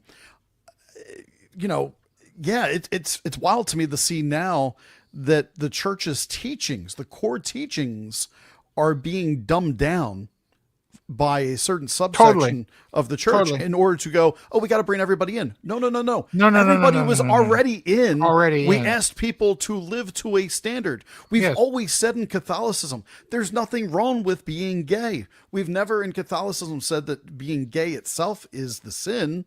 We've always talked about that it is actually a disordered event, a male being with a male, a woman being with a woman from a faith perspective, because it's not possible for procreation. And so that was actually the church's teaching. And then the church itself now has kind of gone away from everything and being like, well, that's not the sin part. It's not what has happened is people, the American civil religion model has become the model that everybody's employing. And in doing so, they are confusing enthusiasm with the promptings of the Holy Spirit. And there is absolutely no equivalence. The revivalist mentality is ultimately antithetical to any form of historical sacramental Christianity, pure and simple. So, you know, there's no reverence. As a result of this, everybody's doing their own thing. I could go on and on. You know, I've spent most of my life in theological circles and observing this decay. And it's going to have to hit rock bottom. My fear is when it hits rock bottom, there's going to not be enough curmudgeons around to show people this is the way it was and this Right. is the way it should be. I think you're accurate there. I was telling you before the show, I was doing this retreat perspective. It was basically a 90-day Lenten retreat, but it focused in just these guided meditations for St. Michael. Mm-hmm. And these priests that were leading this conversation started talking about the archangels and Mm-hmm. the traditional description of them. Mm-hmm. And we always, when we think of cherubims, right, we think of, oh, that's the angels. But we don't think about Michael, Gabriel, Raphael in the terminology of they were gigantic and could crush humans. I know that you studied in patristics, and this might be something that you're better than myself able to articulate.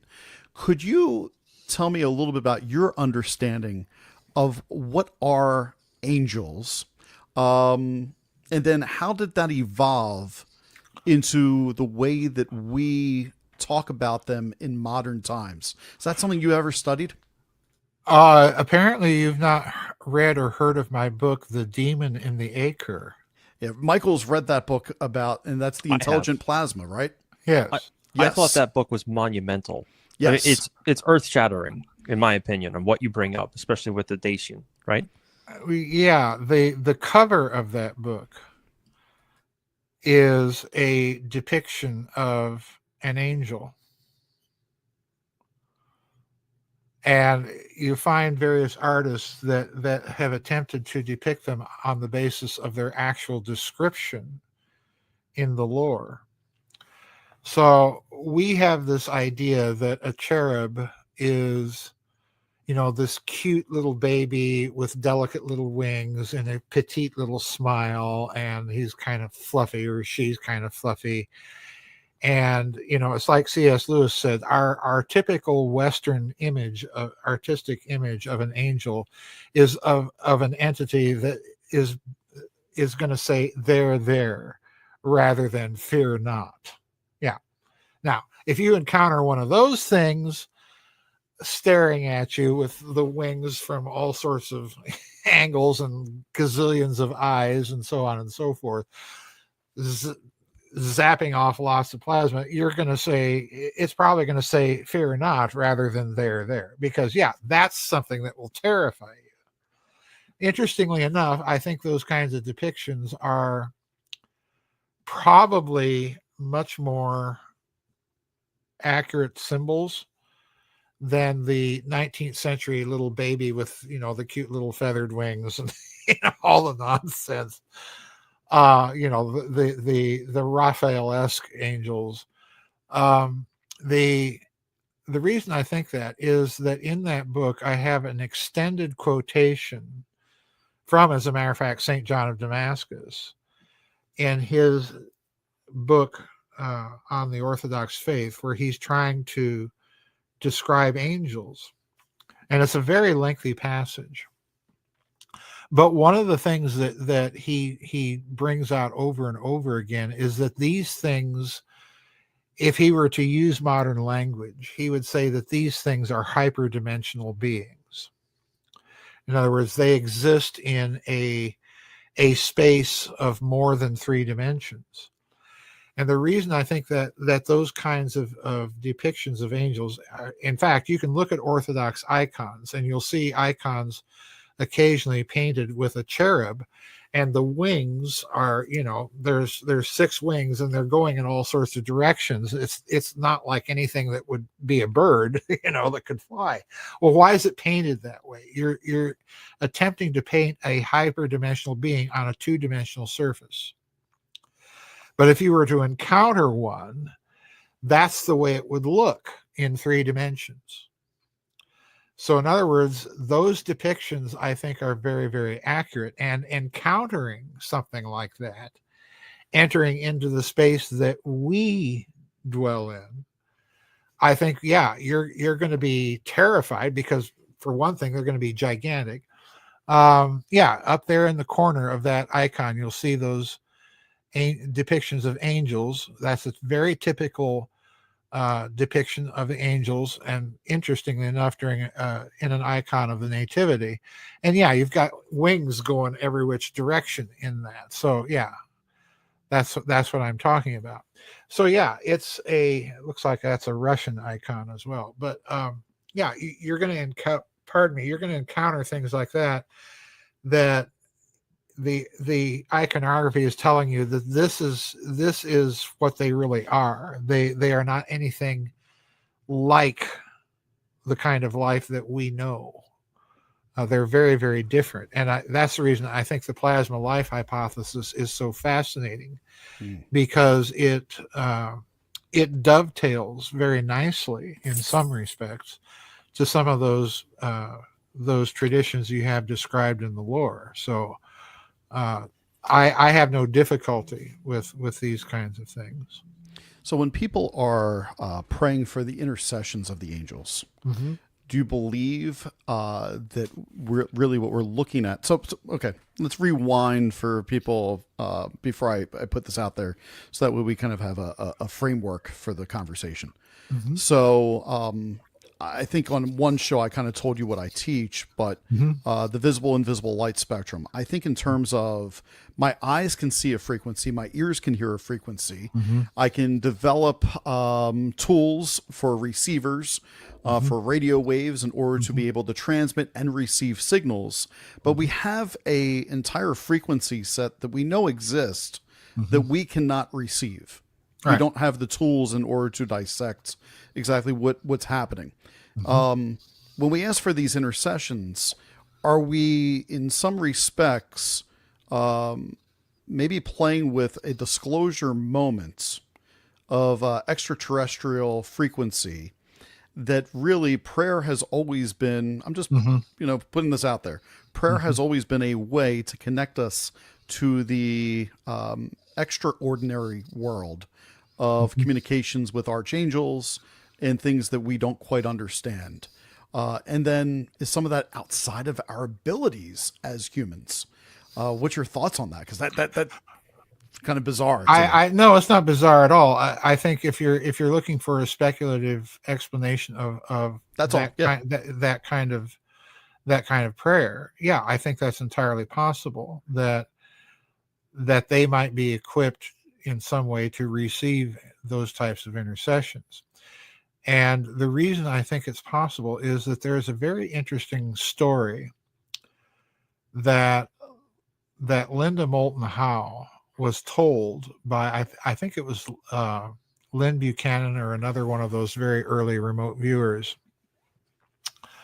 And what this individual told her was the reason that ETs seem to be so interested in humans, and I find this totally fascinating, is that while ETs are capable of a kind of telepathic communication at very short distances, humans appear to be able to remote view anything, anywhere, at any time over an extreme distance with great accuracy. In other words, it's almost as if they're saying, and I believe this quite frankly myself, it's almost as if they're saying that the consciousness of a human being is a non-local phenomenon. In other words, our personhood is not locked up in the gray matter of our skull. This is a transducer of that, as is all the rest of this. If that's the case, then yes, I would think that if you're dealing with that kind of human anima, that kind of human soul, then by the nature of the case, it's going to be impacting and impacted by similar such entities, such as an angel or a plasma life that is, literally light years, hundreds of thousands of light years across, because that, to hold an organism like that together, you're going to have considerable entanglement and non-locality phenomena doing that. And incidentally, what I find very fascinating is that in some genetic and biological studies, you have biologists now coming right out and saying that what is holding the body, of any organic life together, not just human, my little dog and so on. What's holding all that together is either a quantum entanglement phenomenon or a non-locality phenomenon. Even quantum tunneling has been suggested by some of these people. So in other words, even biological life has some impact on that whole, higher dimensional realm, and vice versa. So I don't think that hypothesis is absurd at all. I think it's one of those speculations that you have to entertain. Yeah. And then, so earlier last week, we're recording for those that need a timestamp on this, so you have a spot for the conversation. We're recording November 17th, 2025. Last week, there was a sunspot that fired off a 2X1s and then an X5, and we saw auroras dancing across the sky through most of the United States down to Florida, which somebody who studies space weather for the last 2 decades, I'm getting more and more concerned seeing the fact that these coronal mass ejections are causing more of this to be seen at further southern latitudes on a regular basis, with less energy being emitted by the sun. And I know we're at solar maximum. I understand the whole solar cycle. For those that are watching that want to try to explain it to me, I'm well up to date. Over the last 150 years, Earth's magnetic field, by scientific studies, has fallen 30%. 9% of that loss is within the last 20 years. So we're seeing acceleration of it coming down. Somebody said, I'm waiting for the solar shot now to send us back to the Stone Age, to get rid of the internet, to get rid of all this. And I can't help but tie Demon of the Ether and the conversation of archangels and plasma that's intelligent hitting Earth, and just say, in a Joseph Farrell world, if you're thinking about, a book that could say, hey, plasma's intelligent, what's the odds that the sun's actually very aware of what's going on the Earth right now? And this is all part of a design that likely is going to happen over and over again to put us back in our place. Well, the sun is a plasma. And it's part of Egyptian religion that stars are alive and that they're portals. Okay. Now, I'm one of these odd people who's never been a Cartesian, modern, Western machine universe guy. Okay. I'm a very, very old traditionalist in the sense that I think of the universe, when I think of it analogically, I think of it much more as an organism than a machine. That idea of the universe is actually relatively new. The organism idea is much older, and by the way, much more nuanced than simply saying or believing, then you're just a pantheist. No, I don't have to be a pantheist because I believe my dog has a soul. Okay, come on. That doesn't make me a pantheist. So I don't have any problem with these kinds of analogies. What's interesting to me is not so much the sun and whether it may or may not be alive and may or may not be aware of what's going on over here. I can live with either hypothesis perfectly well. Thank you very much. What bothers me in what you said was that the magnetic field of the Earth has declined about 9% over the past 20 years. What happened about 20 years ago? Okay, a lot has happened in 20 years, but are you talking about space weather, or what am I looking for? I'm talking about the magnetic field. Why about 20 years did it decline another 9%? So I don't know the exact reason. I have theories behind it that I could share with you. Oh, be my guest. Okay. One of the theories that I've often thought about is, what have we started doing here on Earth with our own signals? and that relates to using lasers. It uses satellites and communicating back and forth and disrupting our magnetic field with the technology that we've been launching into space repeatedly, as well as analog. Yep, removing analog and going all digital. That's correct, Chris.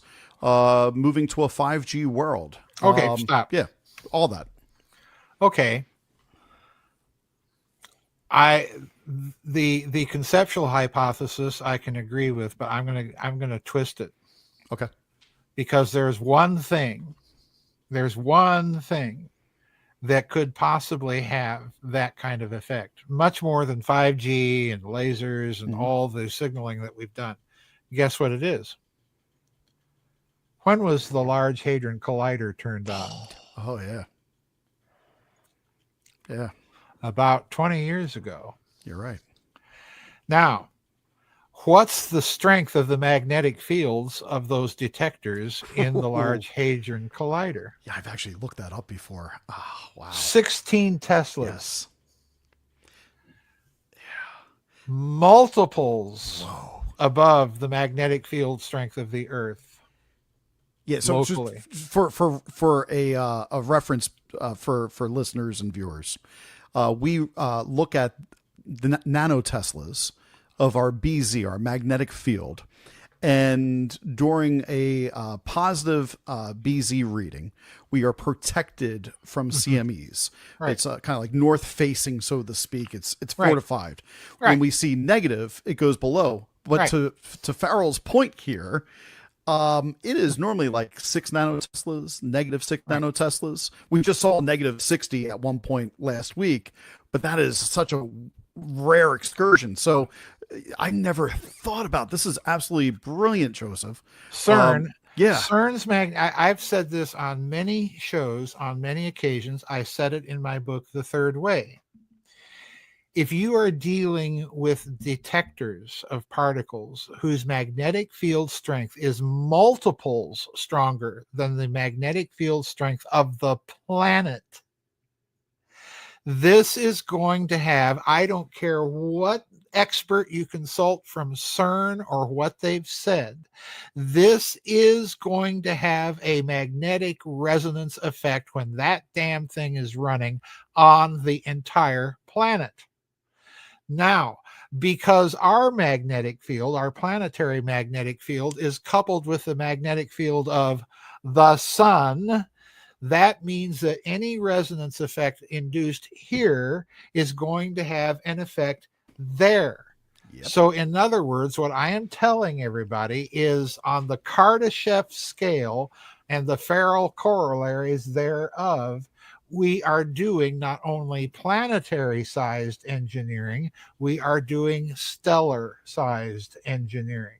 And that one whole aspect of the CERN project has nothing whatsoever to do with particle science and everything to do with geophysics and stellar science. So in other words, the particle physics is the public explanation. The secret stuff is concerning geophysics and stellar physics. That's what I'm maintaining. Call me kooky. No, you just gave me, like, I just had an earth-shattering moment of science. Okay, so, Michaels, we measure nanoteslas for the Earth's magnetic field. Okay. I just fact-checked Joseph just now because I wanted to make sure that we weren't talking about nanoteslas because he said Teslas. Teslas, by the way, are much more powerful than nanoteslas. And holy crap, we're operating, the LHC magnets are 100,000 times stronger than the Earth's magnetic field. Yeah. And now the couple would. And by the way, it's embedded in piezoelectric rock. Yes. And Right. by the way, if you look at where the power outages were in Europe, it followed the Large Hadron Collider when it knocked out, what was it, Portugal and parts of Spain for an extended period of time, like a week. Oh, wow. Now, since we're on having Hadron Collider fantasias here, let's Yes. go a little further. I've been maintaining for years that the reason they turned it off right after they turned it on, when they said, oops, we had a magnet coolant leak that caused the thing to rupture, and we had to shut it down. I've seen pictures of the rupture. Have you seen those? No. Okay. Well, we know the Hadron Collider is this big circular particle accelerator where they spin a proton stream in opposite directions and then eventually smash them into each other. Okay. The picture shows one part of the ring of the accelerator has been offset upward, just like this, upward, with the pipes storing the coolant all kind of twisted. So in other words, yeah, there you go. Thank you. You're welcome. There you go. Now, as you look at that, I'm thinking, no, this isn't particle physics. That's torsion. And what's torsion? Torsion is what you get when you twist a soda can that's empty. Okay? It's directly related to gravity. And it can only be expressed in higher dimensional mathematics, in the tensor calculus. So in other words, I've been maintaining all along that the very design of the Hadron Collider, let my glass be the big ring. The circle of my glass is the big ring. And then there's a smaller circular accelerator above the large one that sets on the edge. So in other words, the axes of rotation of the two circular accelerators is not the same. And it's that small circular accelerator that actually does the final injection of the proton stream into the large accelerator. Follow me? Yes. Now, what this means is that in my thinking, that canted smaller accelerator is going to introduce a precessional wobble in the whole apparatus. And because of that precessional wobble, you're going to get massive torsion effects, especially in magnetic fields that strong. So remember my friend Dr. Ronald Richter, the Nazi down in Argentina running fusion projects for Juan Perón. What did Dr. Richter say when he was interviewed off the record, top secret, by the United States Air Force, after he told the United States Air Force, no wonder you clods miscalculated the yield that you got on Castle Bravo? He said that I am using plasmas, first of all, as a transducer for what he called the 0 point energy. That's one of the first usages of that term, is in that interview by that Nazi scientist. Okay. Wow. And then on top of that, he says, I'm rotating my plasma and I'm inducing, here it comes, folks, the Lamore radio frequency precession into it. And that's how I'm getting my fusion. So in other words, he was using torsion. So my point here is, whatever they're telling you about the Large Hadron Collider and the Higgs boson and all this wonderful particle zoo and all the abstruse mathematics that you're supposed to ooh and ah over, I think there's a hugely hidden aspect of the CERN thing, and it has nothing whatsoever to do with particle physics. It has everything to do with geophysics, stellar physics, and torsion. Why? Because torsion is a rotating property in a plasma. What's the sun? It's a rotating plasma. Oh, by the way, it even has counter-rotating plasma. Yes, it does. Yeah, so, Bell talk there, folks. So, come on. All you need to do is connect the dots. Yeah. All you need to do. You've heard of the Mandela effect before. Of course I have. Yes. So I've often blamed the Cauldron Collider for the Mandela effect. Because I believe, okay, so in 2022, they turned it back on. It had been off for a while. Mm-hmm. And somebody had said to me, they said, Greg, you should use this time to set your agenda, because when they turn that back on, there's going to be so much energy that you can actually manifest your reality. And I was like, this sounds like a bunch of mumbo jumbo, but you know what? I'm going to do it. No, look, in the third way, in my book, I actually describe what I call the the macro observer effect experiment. Hmm. Okay. I believe that there is a level of the experiment at CERN that they are doing social data correlations as to when that accelerator is on. And that is the data that they are parceling out secretly to the scientists. And what do I mean by macro observer effect experiments?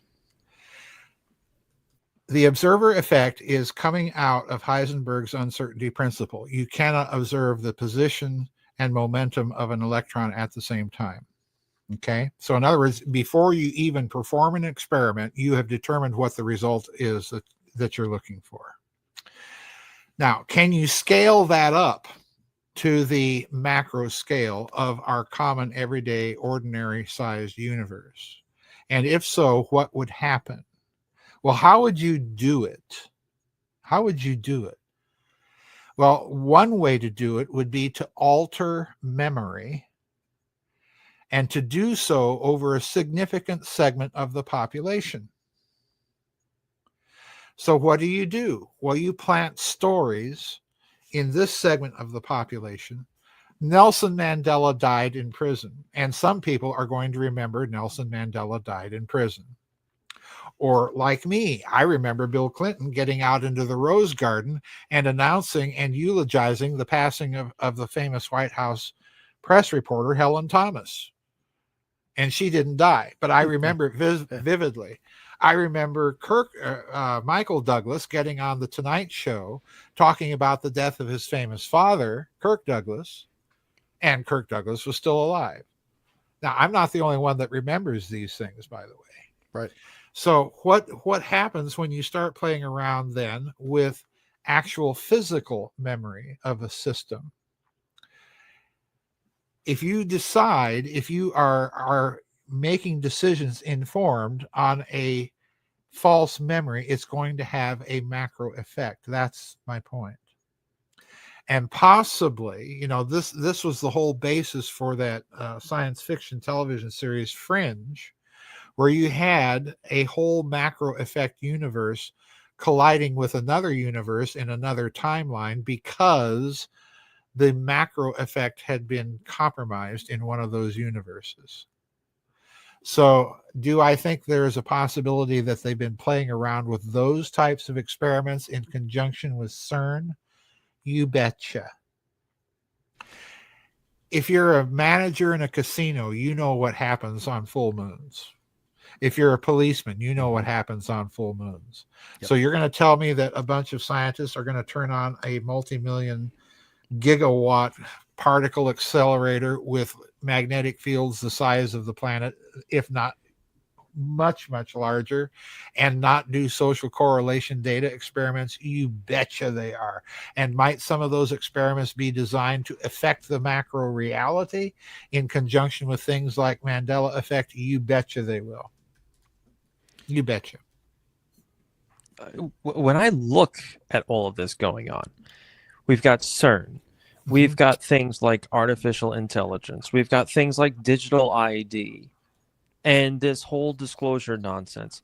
All of these social narrative trends, all of this technology coming in, these items to me don't seem as though they are being put into place by somebody or something that has the best intentions for mankind. Of course not. This totally seems to me. His name is Lucifer. Thank you. Thank you.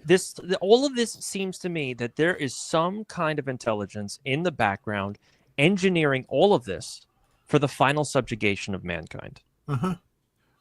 Michaels, how far is Brookhaven from you in Long Island? Probably about 30 minutes, 40 minutes. Yeah, there's some. I'd say about 40 there. minutes, depending where you are in the boroughs. Yeah. So are you aware? Because I know there was multiple colliders on Earth. Yeah. Yep. One's in Brookhaven in Long Island. Yep. There's Switzerland, France. There's Keck, Japan, Beijing, China, and then there's smaller medium colliders in Italy, the Fermi Elettra. ELSA is in Germany, and VEP is in Russia. Now, those are more synchrotrons, but they still have magnetic fields. Right. I'm going to map these out sometime, Joseph, and figure out if there's even something with a mapping in the way that would sync with the holes we're seeing in like the Southern Atlantic anomaly. I wonder if we're seeing a flip on the Southern Atlantic anomaly towards the Indian Ocean, caused from all this stuff being up north. Are we seeing a weakening naturally there? So thank you. You've given me a lot to think about. I also wonder why they decided to place CERN so close to Alsace-Lorraine. Why? Explain why you're thinking. Isn't CERN placed relatively close to Alsace-Lorraine? Yes. I'm wondering, and I'm not asking for an answer, but I'm wondering why that region has always been at the forefront of some kind of conflict in Europe, and now they place CERN there. You had it during World War I. This was a contested area, the Ruhr area. That whole strip, I think, has some kind of esoteric or energetic significance. There are people that have questioned the same thing, and I do think there's something to it, but I have no idea what it would be. The rock that the Hadron Collider is embedded in, it's in a kind of a piezoelectrically active type of rock. At least part of it is.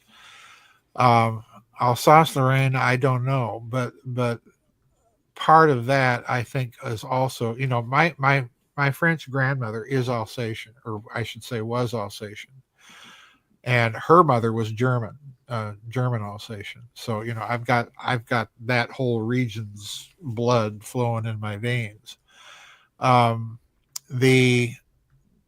That region itself, I strongly think that part of the lore and curiosity about it is that old Lotarian kingdom that Charlemagne divided amongst his 3 sons.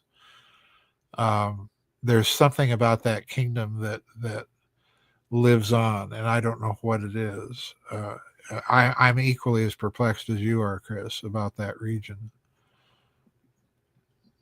It just seems like a hotbed. It is for all of this. It is. Yeah. So my personal opinion, and this is where I think we'll sort of start to land our show here after Greg asks his very, very pointed questions at the end. They weren't pointed up till now, folks. Yeah, right. We've been dabbling with the blunt end of the probes here. And then now we're really sharpening things. Now we're really getting down. Let me sharpen my pencil here. Yeah. What do you think? All of these things combined, I mean, we have the secret space program. I personally think that artificial intelligence is not just on the corporeal plane. I think it is being able to channel, and also a lot of these people like Altman and Peter Thiel, they say it's a medium to communicate with extra-dimensional entities, or they floated that idea. I mean, I'm paraphrasing. Elon Musk was bold and said that. Right. He right and said it. So to me, what this looks like is that they're preparing for some kind of event, and they did not put the chips on humanity to survive it. They have their own elite cliques. They think that they're going to survive it. They're going to push artificial intelligence. They're going to push robots. That's why all of this is coming out right now. And it's also why we have this thing like carbon credits, green cities, 15-minute cities, electric vehicles. They did not bet the farm on humanity. So now they're trying to basically take over every single resource in the global commons and put it towards the creation of data centers, artificial intelligence, for this new humanity that is about to erupt.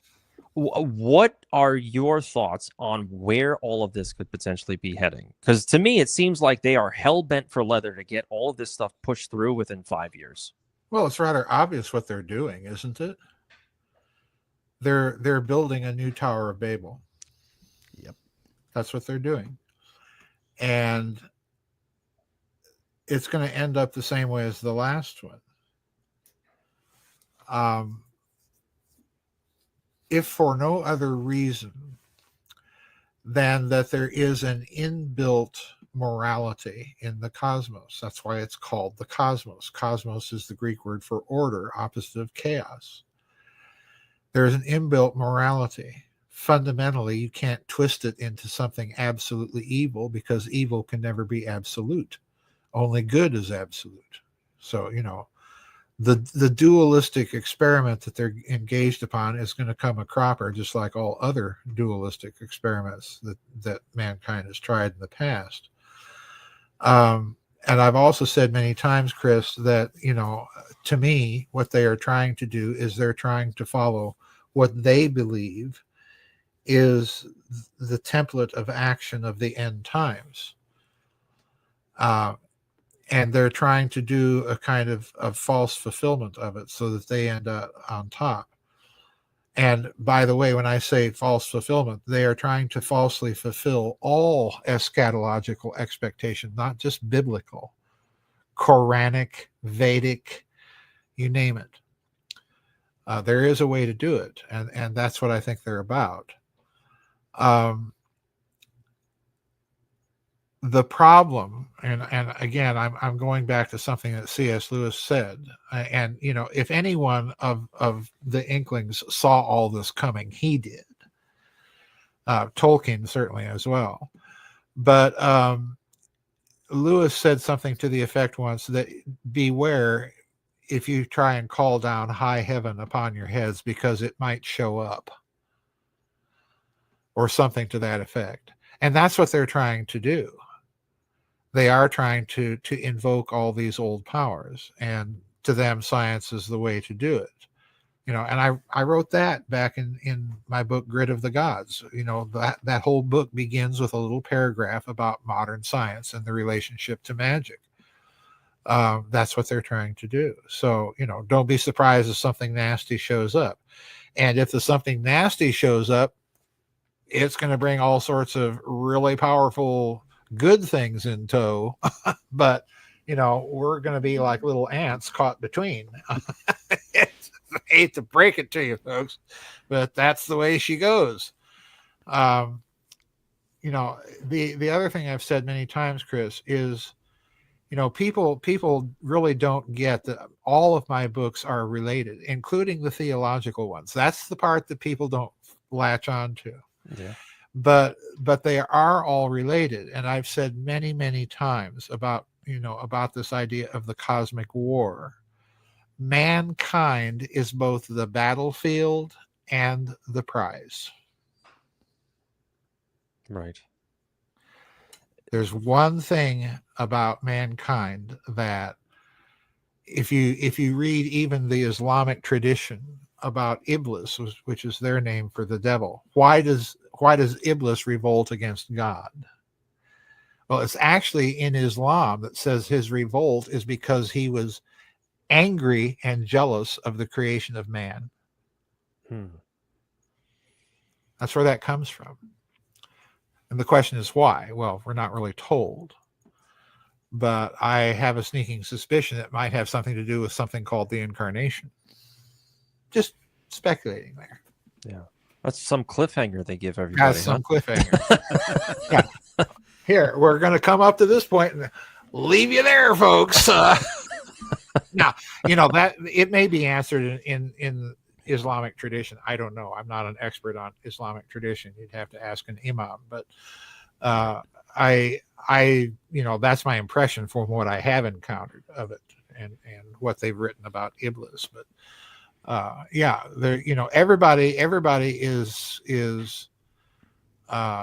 look at those old traditions, in the Vedic thing, we're coming up on the Kali Yuga, and that's not going to be a very nice period of time, so, and it's going to be a long period of time too. So, everybody's kind of sensing things are headed in the wrong direction, and the global elites are thinking the direction we're headed in is just fine. Thank you very much. It's evolution. It's a yeah. Lead us, evolution, lead us up the future's endless stair. Chop us, change us, prod us, lead us. Nobody knows where to whatever variation our posterity may turn. crusty or crustacean to that great unknown God we yearn. On and on and on. I love that poem, by the way. It's Who's that mine. by? C.S. Lewis. C.S. Oh, Lewis, oh, Yeah, go look. It's titled Evolution. Well, when you were talking earlier, I was thinking Ray Bradbury, by the pricking of my thumb, something wicked this way Wicked comes. This way comes. Yeah. Yes. It's, I have a couple different things. One, I have one question I want to ask that has nothing to do with how I wanted to kind of end the conversation today. And it's just because it's a curiosity, because it keeps coming up in conversations with people on shows that I'm doing. I don't know where this first originated, this idea, if it was made up by somebody or if it appears in ancient text, but the Akashic records. Yes. Where did this first appear? Because I have not been able to track down, if this is something that is like new agey the last 100 years, or if it actually exists in history books a long time ago. People were talking about this in the spiritual realm. 3 words: Helena Petrona Blavatsky. There you go. Theosophy. Yes. Theosophy. She in turn claims to be getting it, and I think there's a very good case to be made for it, that she's getting it from readings of some of the Vedic texts. There's that famous passage, for example, in the Bhagavad Gita about the knower and the field, which is I think one of the most very beautiful passages in the Bhagavad Gita. But it's from there and that doctrine, and I think to a certain extent you could say that it's coming out of also certain strains of Mahayana Buddhism. So with Blavatsky, you're getting somebody that's going to grab this thing here and that thing there, and kind of stir it together in a stew, which she does in this case. But that's where I think that particular term comes from. Okay. Yeah, I'm going to look that up a little bit more now. Yeah. I'm just going to frame my mind around this. All right. So I want to take you, as we wrap up today. I don't know. This was just on my heart to do this with you. I've done this with a couple guests throughout the years, and I don't think anyone's ever asked you these type of questions in any interviews that I watched. And I was like, well, you know what? If people want a unique way to wrap this would be good. I want to take you on basically, let's talk about 5 parts of your legacy. And first would be your personal journey. Obviously I met you about 1.5 years ago, was familiar with your work much longer. But looking back, you as a child, what inspired you to be so inquisitive? What inspired you to try to unearth hidden history? What was it about your upbringing that led you to where you are today in life? Well, it was, my father was an engineer and an architect, construction engineer and an architect. And he was the first person in our family, after the Irish part of it came over, that actually had a college education. And he was also quite literally a genius. He graduated college, I don't know how many grades or years ahead of most people graduating from college. So he was a very intelligent man. One of the things that happened, and this is something that I remember very vividly.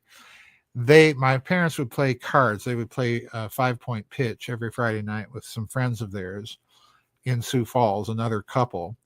The husband in that couple was the local television station electrical engineer.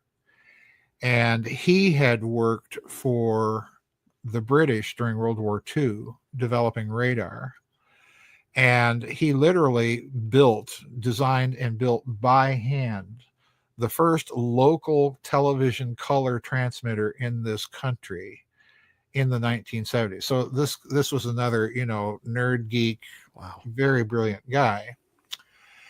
And I think one of the things that set me out definitely was one night they're playing cards, and somehow my dad and this other guy started talking about the Great Pyramid and how it was just engineered to the hilt. So that was one thing that kind of, lodged in my brain. The other thing that lodged at a very early day in my development was I was baptized Roman Catholic. I was raised in the the old Methodist Episcopal Church, which was Methodism before it went wacky and joined the Evangelical United Brethren and started ordaining women and fire hydrants and zebras and, everything they could ordain. It was a very, very traditional sort of church. And then all of a sudden, bang, overnight it changed after that merger. And so, and I used to love to go to church, largely because I was just fascinated by, the ritual and the pipe organ. I used to have my parents sit so I could watch the organist play. So all of that changed. And so I'm wondering why. And then my nephews showed up for Christmas one year with their family in tow, and we're going to the Christmas Eve service, which was the last one I ever went to at that service because it was just one parade of abominable heresy after another. I don't know, not even heresy. It was just awful. I mean, they rolled this birthday cake down the aisle with 2,000 candles on it as the youth choir got up on top of the altar and did a little dance and sang a little number called Happy Birthday Baby Jesus. And I'm 9 years old and this is supposed to appeal to me. Oh gosh. And they're singing and swaying back and forth, and they're wearing their Vatican II burlap. So at that point, I decided, something's going on here, because my little Lutheran nephews were equally appalled at what was going on. And so I started reading in high school. I decided, we've got all these churches, and I've got all these evangelo-Zionist friends of mine that are trying to get me saved. And, and I just can't conjure up enough emotion to give me the oomph to satisfy them. I just can't do it. I'm not a revivalist. And besides, I'm thinking, well, I've always thought this way. I've always been a Christian. I don't need your oomph. So I decided I'm going to start reading in theology and decide, which one of these churches makes the most sense. So I went out, literally. This is when I was about 15 years old. I went to the local bookstore in Sioux Falls that catered to, the Bible crowd. But it was run by a bunch of Lutherans. So it was a very unusual Bible crowd that they were catering to. So I bought a set of Thomas Aquinas' Summa Contra Gentiles. I bought the Lutheran Book of Concord, which is the book of their confessions, if you're in the Missouri Synod. Very light reading. Yeah. Oh, tell me about it. And I bought Calvin's Institutes. And I sat down and I started reading these things. And the first thing I'm noticing is, okay, none of these people are agreeing with each other. And they're all citing the same church father. This is where it really began for me. That was St. Augustine. So in other words, I thought, okay, they've got something in common because they all come up with the same problems over and over and over, and they never get anywhere. So I thought, that's interesting. In the meantime, as I'm doing all this, I had finally figured out, hey, I was baptized Roman Catholic. So I went to my father because I knew that he had been one. And I said, where was I baptized? He said, well, you're baptized at St. Joseph's Cathedral. So I said, okay. So, and I don't know if you've ever been to Sioux Falls, South Dakota. You can go online and look at the inside of St. Joseph's Cathedral. This is just this massive church, and stuck up on a hill in Sioux Falls. And it's a beautiful church on the inside. So I decided one day I was going to walk up to the rectory, which was a long walk. And I went to the rectory to get my baptismal certificate because I was going off to college and I wanted to explore, maybe being confirmed. So I walked up to the rectory. I was met by Monsignor McEnany. He was quite a character, I gotta tell you. And none of the other cathedral staff were there. He was alone in the office that day, and he met me at the door with his glasses, pulled down like this. And he had his Roman collar on and everything. He kind of growled at me. He says, yes. And I introduced myself. I said who I was, and I was here to get my baptismal certificate. And he just kind of sighed and he said, okay. So he invited me in. I know this is a long story, but it's to the purpose. So he goes downstairs into the records part of the cathedral, and I can hear him rummaging around for a while, and he finally finds it. He comes back up and he fills out a duplicate certificate and stamps it for me. And just as he's handing it to me, and just as I'm ready to reach for it, he pulls it back and he says, I don't recall you ever being here, boy. I said, no, sir. And he says, well, do you go to St. Francis? I said, no. He said, well, do you go to Holy Cross? And I said, no.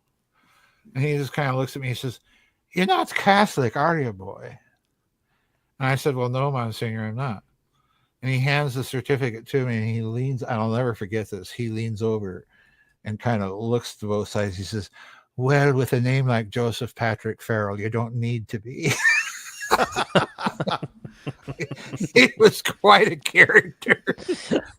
But anyway, so I took my baptismal certificate. I went off to college, and another kick in the pants that got me on the reading of ancient texts was when I got to college.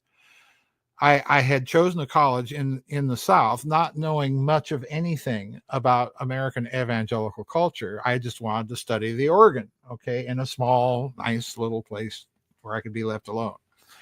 So I chose this little Southern college.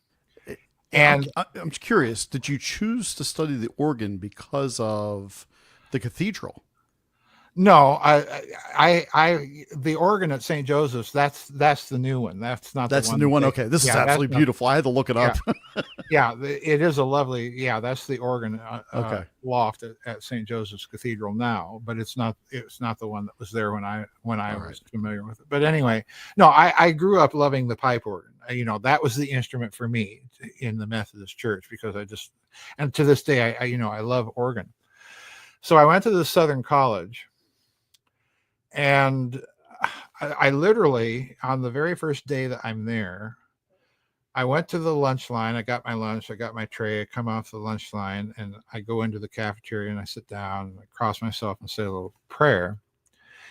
And when I, open my eyes after the prayer, literally leaning over the table on the other side of the lunch table, leaning in towards me with his eyes just agog with horror, was this guy who said, my name is such and such. Are you saved?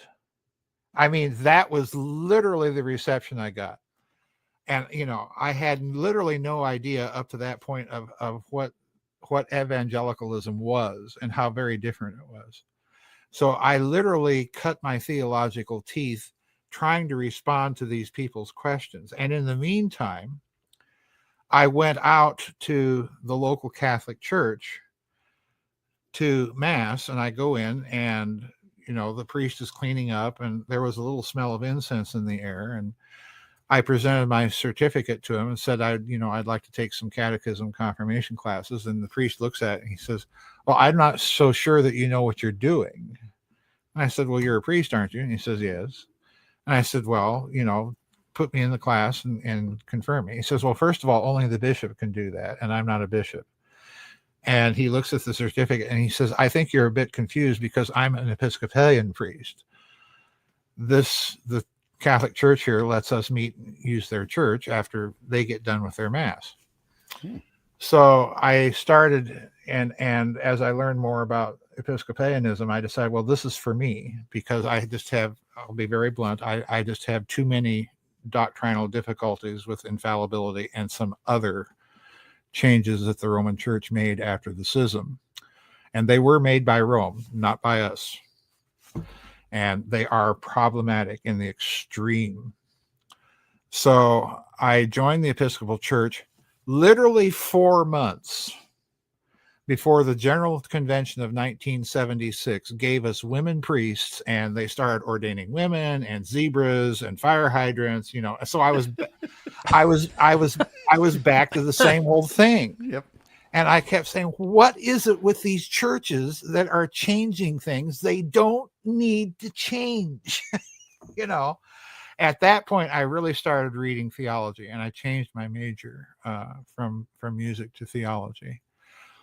And not simply for that reason. I had some real difficulties with the organ professor there too. But anyway, so that was it. And in the course of reading Anglican dogmatics, I was exposed to a way of thinking from the church fathers that was not Augustinian. In other words, it was not based on the system and thinking of St. Augustine of Hippo Regius. So, and that was the other thing that in that college I noticed. All these fundamentalists, there was one church father that they all liked and read, and that was Augustine. And I thought, well, if this guy is causing all this trouble, there has to be something wrong with him.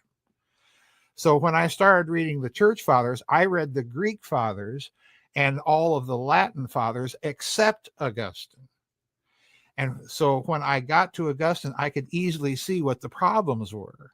And that eventually was what led me to Eastern Orthodox Catholicism. So that interest in turn, as I'm reading these fathers, especially the Greek ones, they start talking about things like, well, there's giants and we got angels and they don't really exist in any sort of dimension like we do. And I'm thinking, what is all of this? Yeah. So I started reading all these other things that they kept mentioning. And that's what got me started on this, this harebrained career I'm on. And, that eventually awakened that conversation about the pyramid that my father and his engineering friend were having, and so on and so forth. So it's been kind of a thing that slowly congealed over several years. And it took off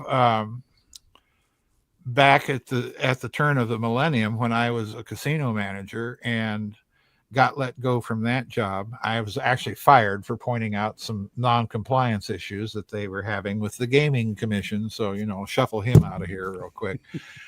But I started writing. I wrote the Giza Pyramid books as kind of a fleshing out of things that my father and his engineering friend had talked about way, way, way back when. And I honestly, Greg, I did not expect this to become a career. I wanted to be an academic, with my patches on my suede chute and smoking pipes and living in the library and seeing. That's what I wanted.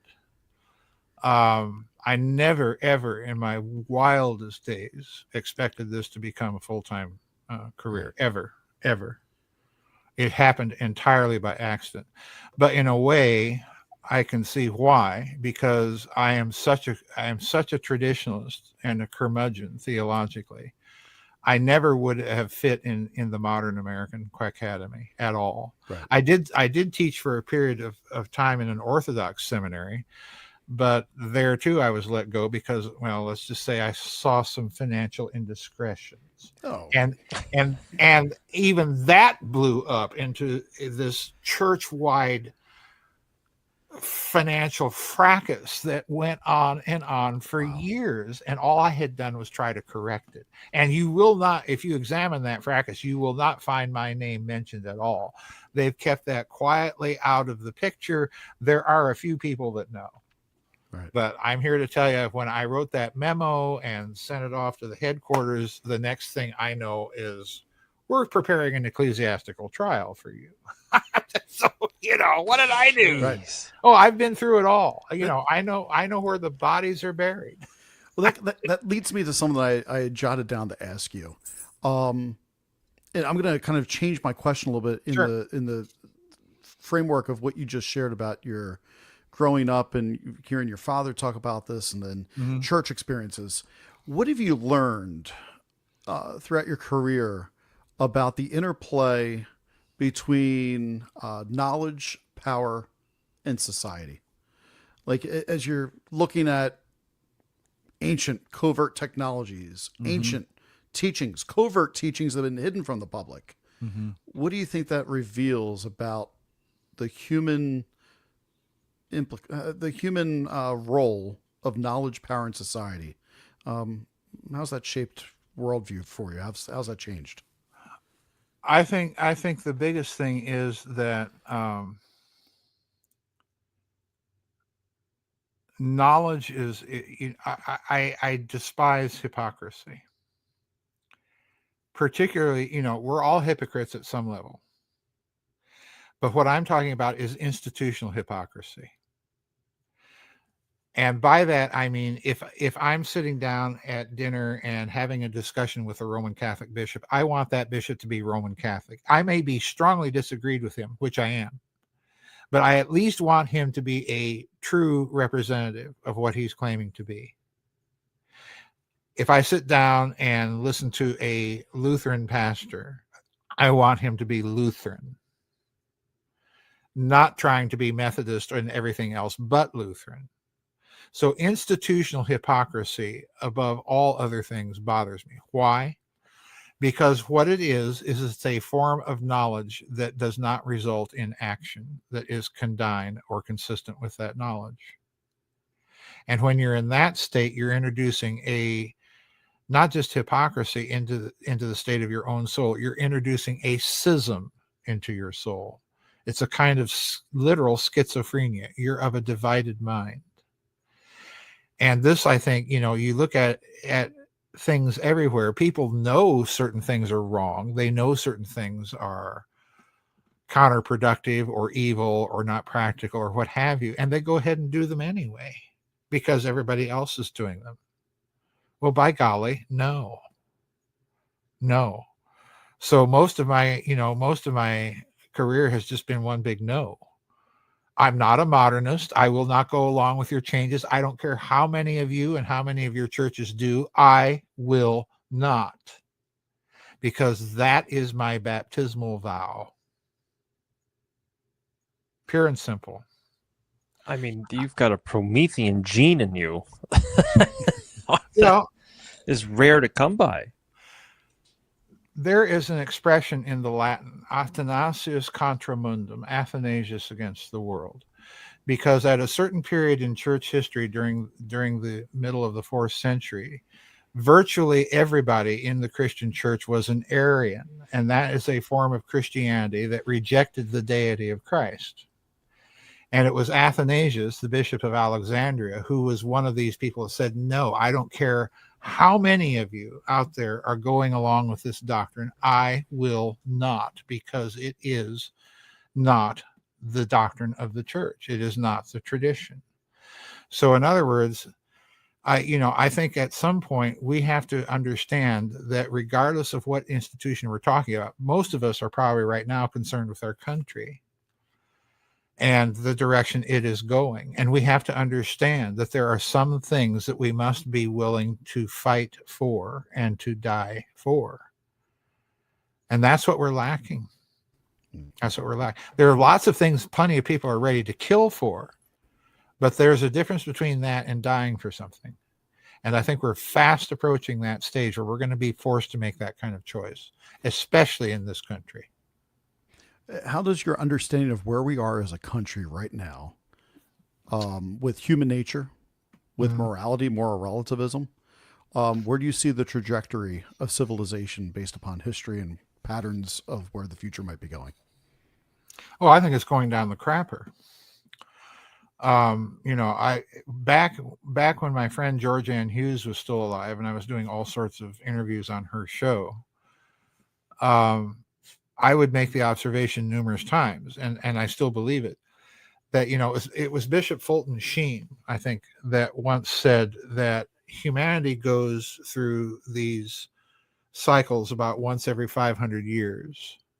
And I'm old enough. I know that many people in your audience are probably not old enough to remember Bishop Sheen. I remember him because I used to watch him on TV all the time.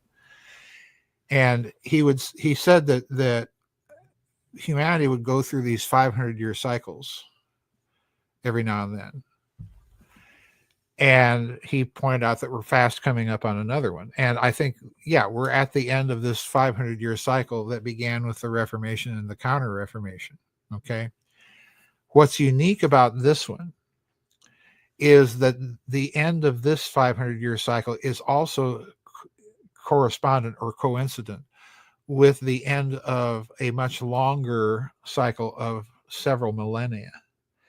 So qualitatively, the end of this cycle is unlike any previous thing in known human history. This is why I have the fascination with, ancient high civilizations and so on, because I don't think we've been at this point since that civilization.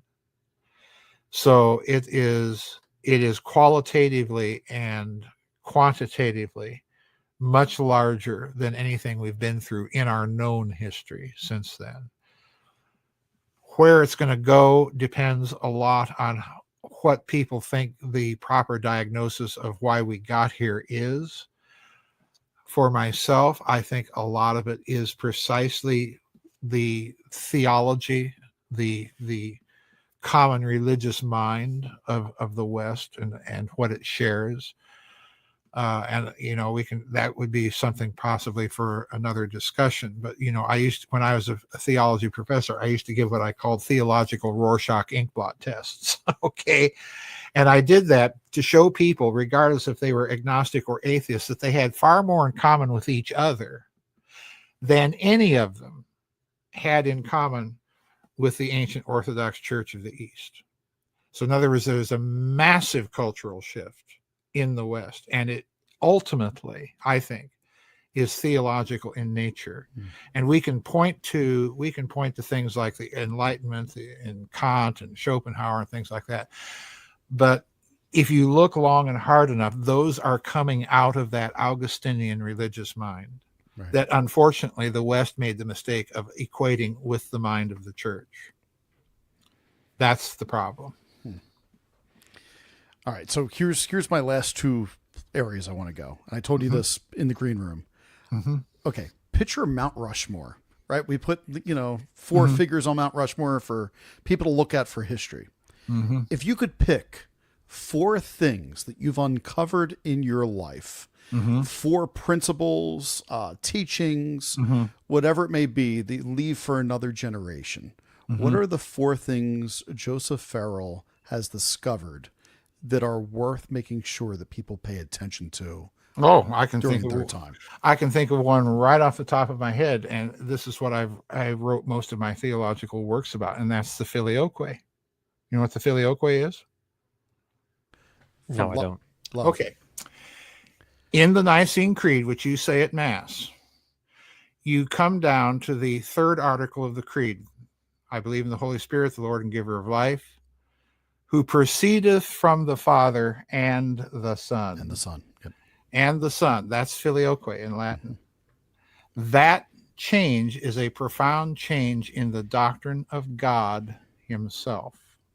It is not original to the Nicene Creed, and it is not part of Scripture. It is not. And the West says it is, and that's the problem. You have a change in the doctrine of God himself. And the West will say, well, it's not even really that important. We're saying and believing the same things as you Orthodox. But notice the West never asks us what we think. So when I discovered that, I said, this is everything from Joachim of Fiore to Hegel's dialectic to the checks and balances within the American constitutional system. You name it, this is it. And along with it comes the idea of an inherited guilt, the so-called sin nature of original sin. And this too is part of the Western mentality, the Western inheritance. What you inherit from Adam and Eve is death, not sin. So there's another thing.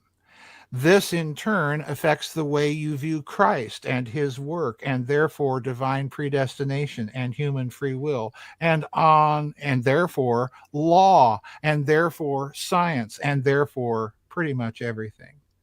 So in other words, there is a theological mentality that is Christian that is not Western. You will not understand Russia until you understand that. You will not even understand the Middle East until you understand that. You will not be able to sort any of this out, and you will not understand why the Roman Church right now is in such a mess. and it is, until you understand that. You will not. And I have said over and over again, everybody, all of my books are related deliberately, and that includes especially the theological ones. When you see what I'm doing and how I'm doing it, you won't understand it without the theological books. You won't. Can't. There are a few people that have latched onto it that finally got it. It's a way of thinking. It's a way of asking the questions, or even more importantly, asking them in their proper order. You want proper order? The improper order is enshrined in Thomas Aquinas's great Summa, and that same order is reproduced in every book of Anglican, Lutheran, Presbyterian, and even Dallas dispensationalist dogmatics. It's the same order of questions. When you turn that order upside down, which is actually right side up, you get a very different way of thinking. So spout all the Bible verses that you wish. If you're doing it from a wrong framework, you're going to get the wrong answer. So in other words, theology is like Cantor numbers. If you've ever played around with transfinite numbers, you'll notice that they are not commutative. You have to do the numbers and the operations in an order to get the correct answer, and that order has to be rigorously followed. If you jumble the orders, or if you think they're commutative, you get wrong answers. Why does the West constantly argue over predestination and free will? Every 200 years, you have another big blow up about it. And it's the same answers repeated over and over again. No one read Karl Barth, by the way, a Protestant theologian for whom I have great respect. You know what Barth said once? What's that? This is a wonderful this is typical Barth. He appeared at a theological conference at the University of Chicago, of all places, back then, a dispensationalist stronghold. And after Professor Barth's presentation, an angry student stood up and said, "Professor Barth," because this was a typical accusation that was constantly leveled against him, which of course was untrue, but it was constantly leveled against him. The student angrily stands up and says, "Professor Barth, you don't really believe that God is going to save everybody in the end, do you?" You know what Barth's response was? "Well, you wouldn't be mad at him if he did, would you?" Brilliant. Brilliant. Yeah, brilliant.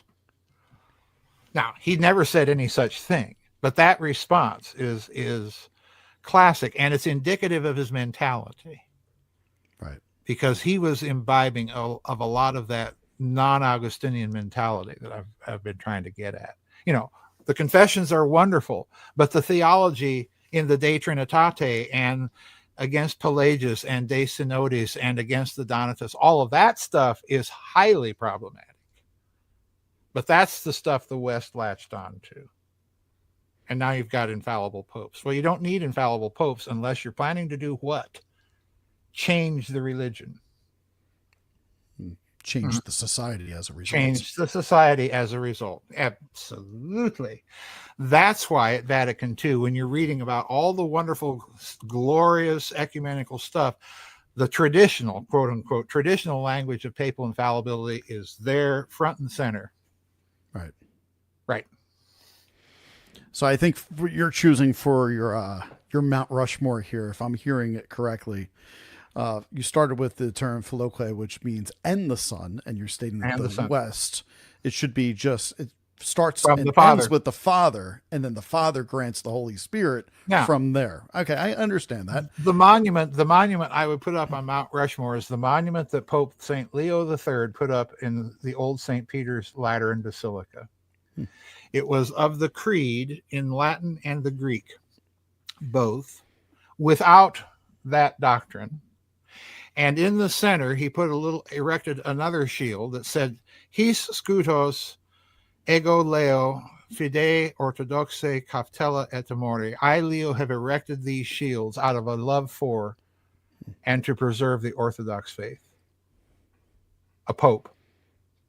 Those shields were taken down at the moment that Rome went into schism from the church. And notice my language. Yeah. Yeah. Interesting. What I love about the answer that you just provided for everybody that's followed your work for a long time, they're probably waiting for you to give an answer where it's kind of like, oh, let's talk 0 point energy, or let's talk about the Giza Death Star. Let's talk, but you're really going foundational and asking people to do that. Yes. And so I hope that's not lost on listeners and viewers that's really inspirational.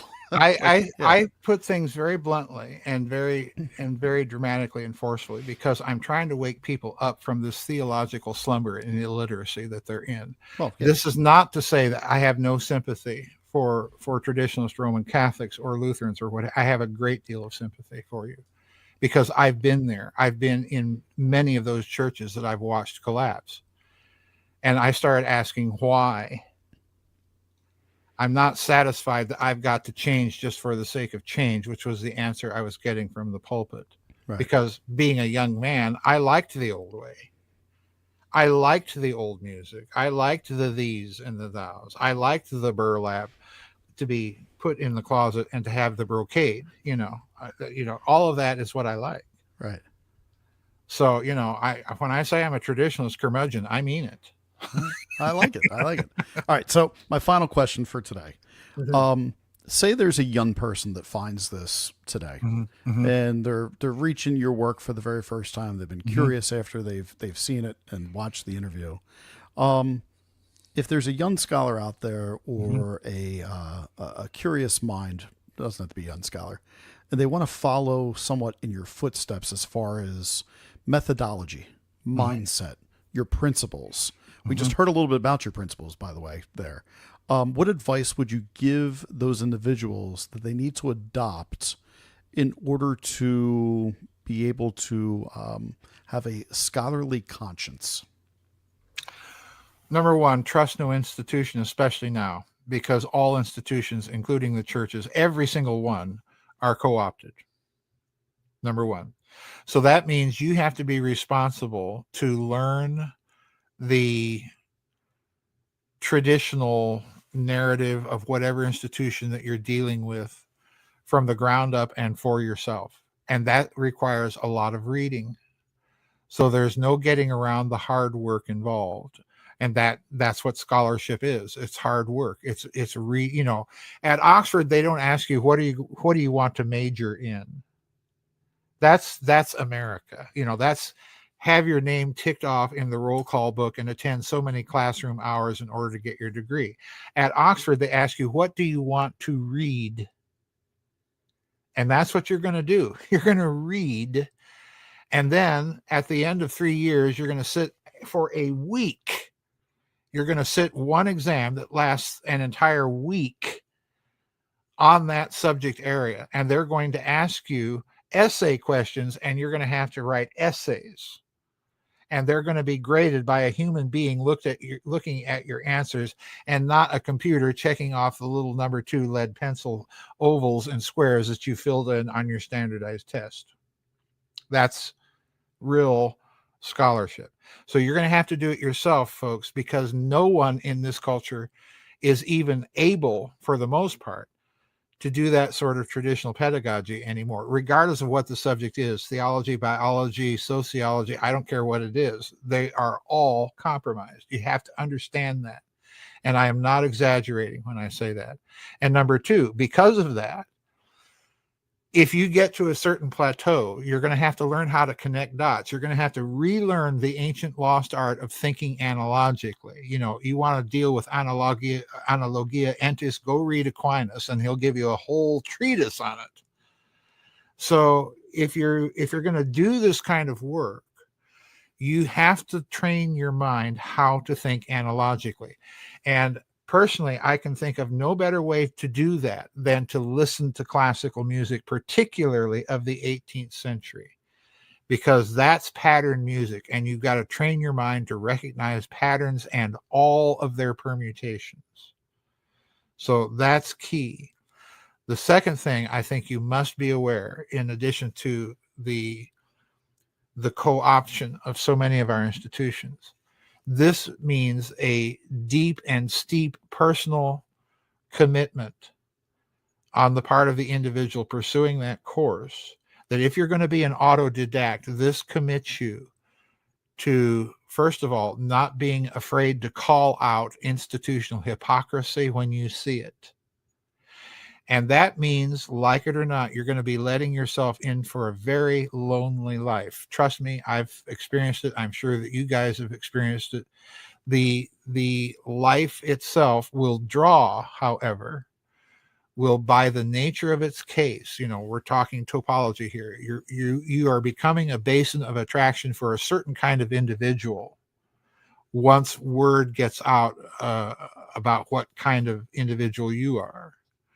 So you're going to draw certain kinds of people to you by nature of the case, and they're going to have common interests. They're going to have a common standard that they want other people to live up to and to be aware of. So that will happen. You'll be lonely, but at the same time, you will have people drawn to you that are seeking that sort of thing. And there's a lot more out there than you can imagine. We're watching as we speak this sort of thing happening in the United States right now, particularly among the young people. The problem that the young people don't realize is that the old bearers of tradition are not there anymore. And that's particularly the case of institutions like the churches that should be bearers of tradition and that aren't. So this is something that, you're just going to have to live with if you go down this path. And that's my warning to people. I think Michaels? the big message here for everybody is to be able to have and develop the skill of discernment. Yes, absolutely. Here. Yeah. I think for me, and I think many others, the litmus test in recent memory has been COVID. Yes. I did not buy anything.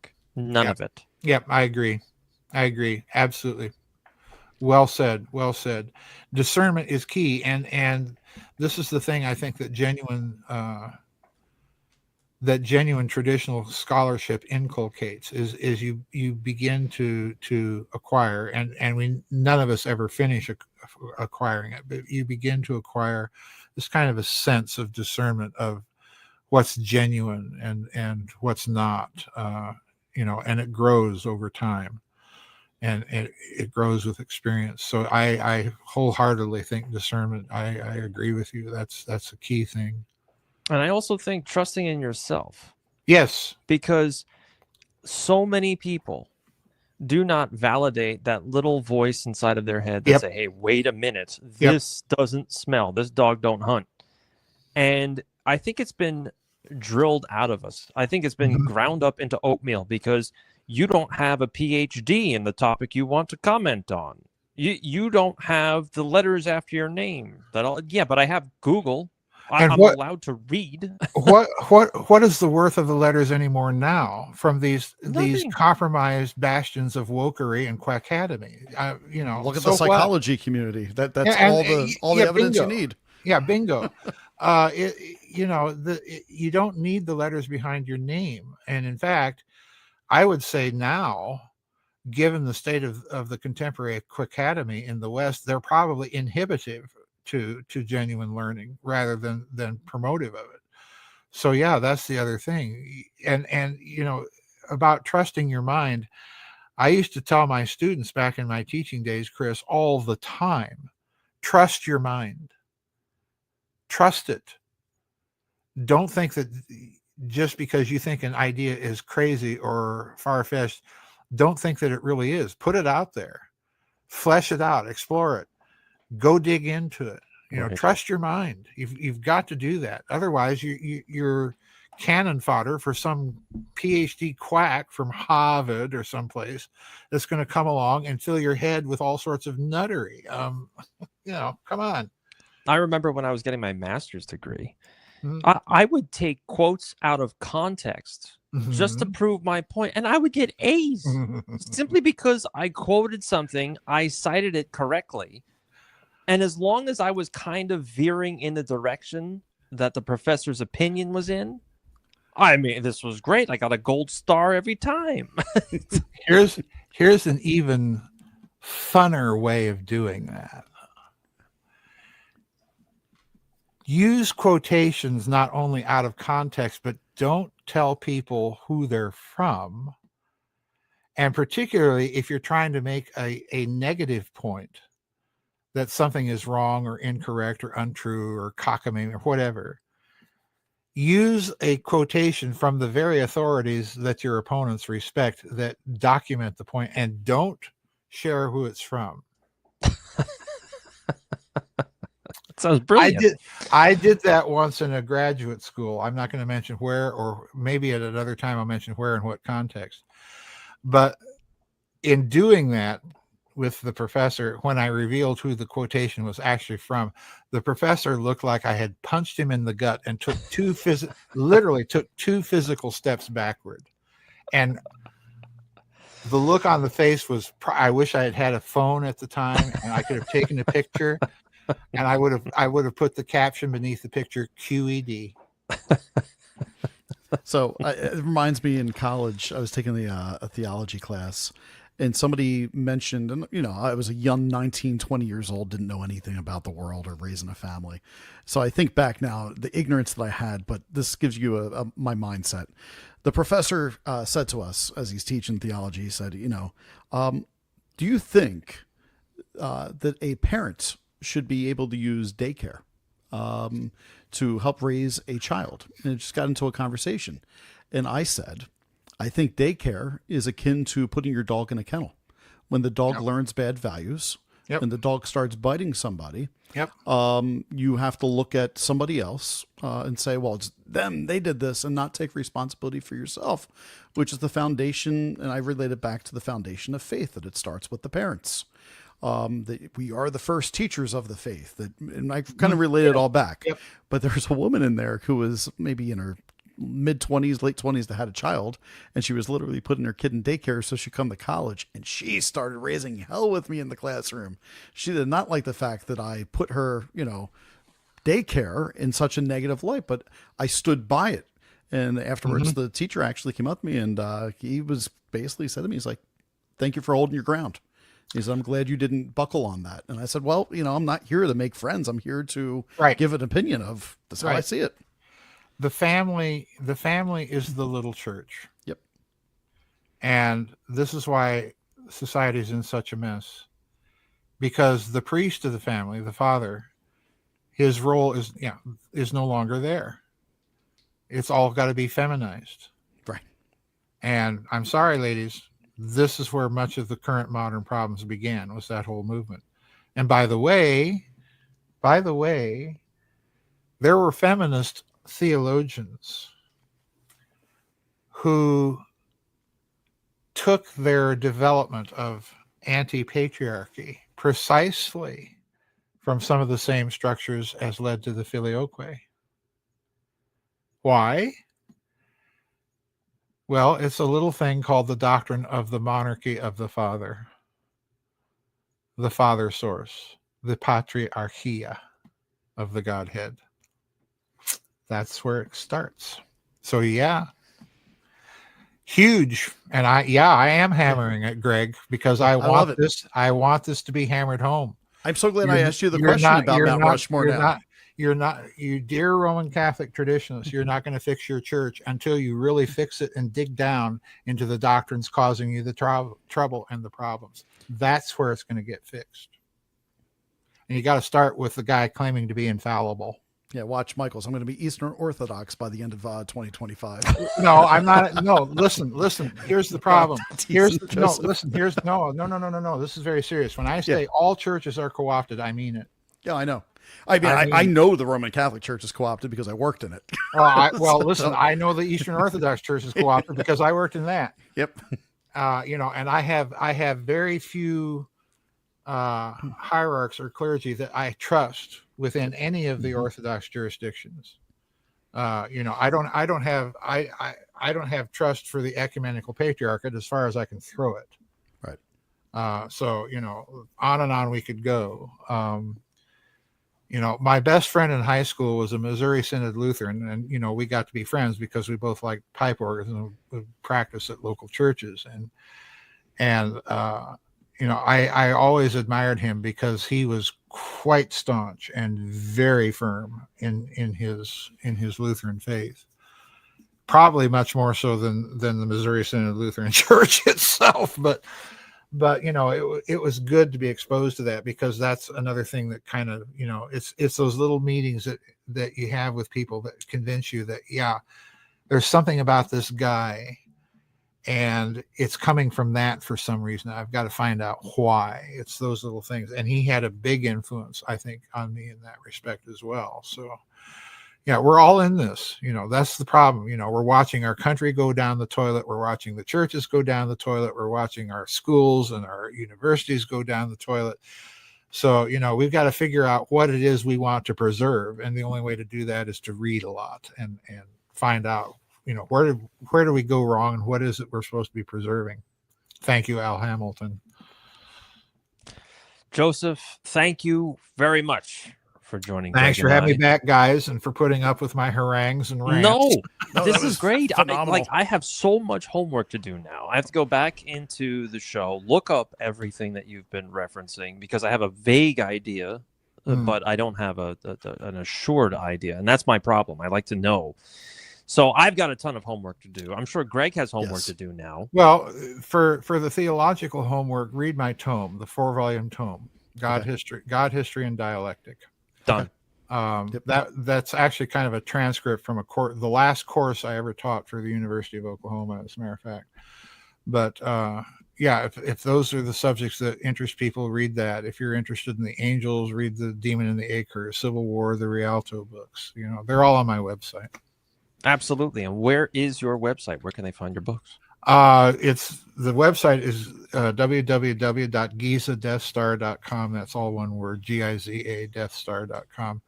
And they're under the About button on the website. Yeah, he's pulled it up. You'll see the books are there.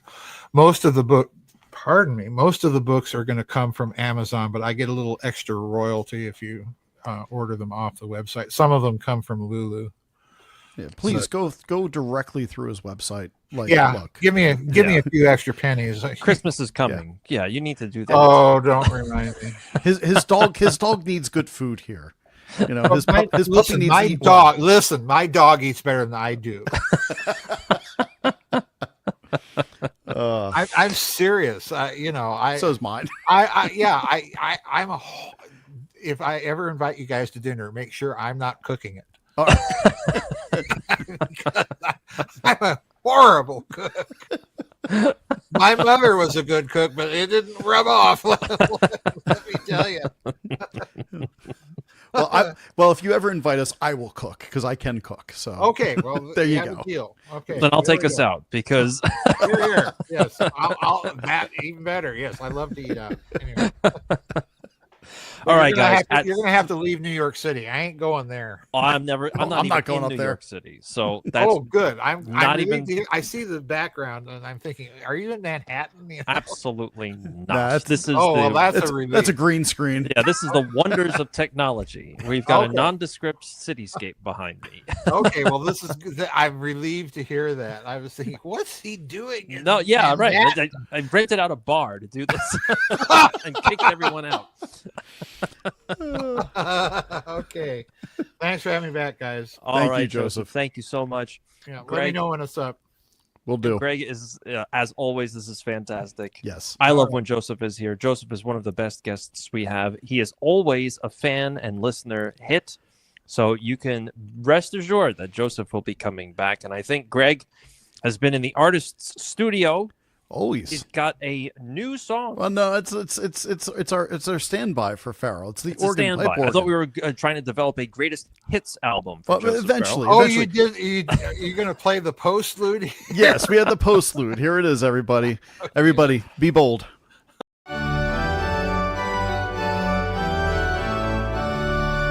Deep in the archives where the shadows play. He digs through history, clears the gray. Ancient tech, forgotten lands, mysteries crumbling in his hands. From the Giza pyramids to cosmic schemes, financial warfare and hidden dreams, connecting dots where none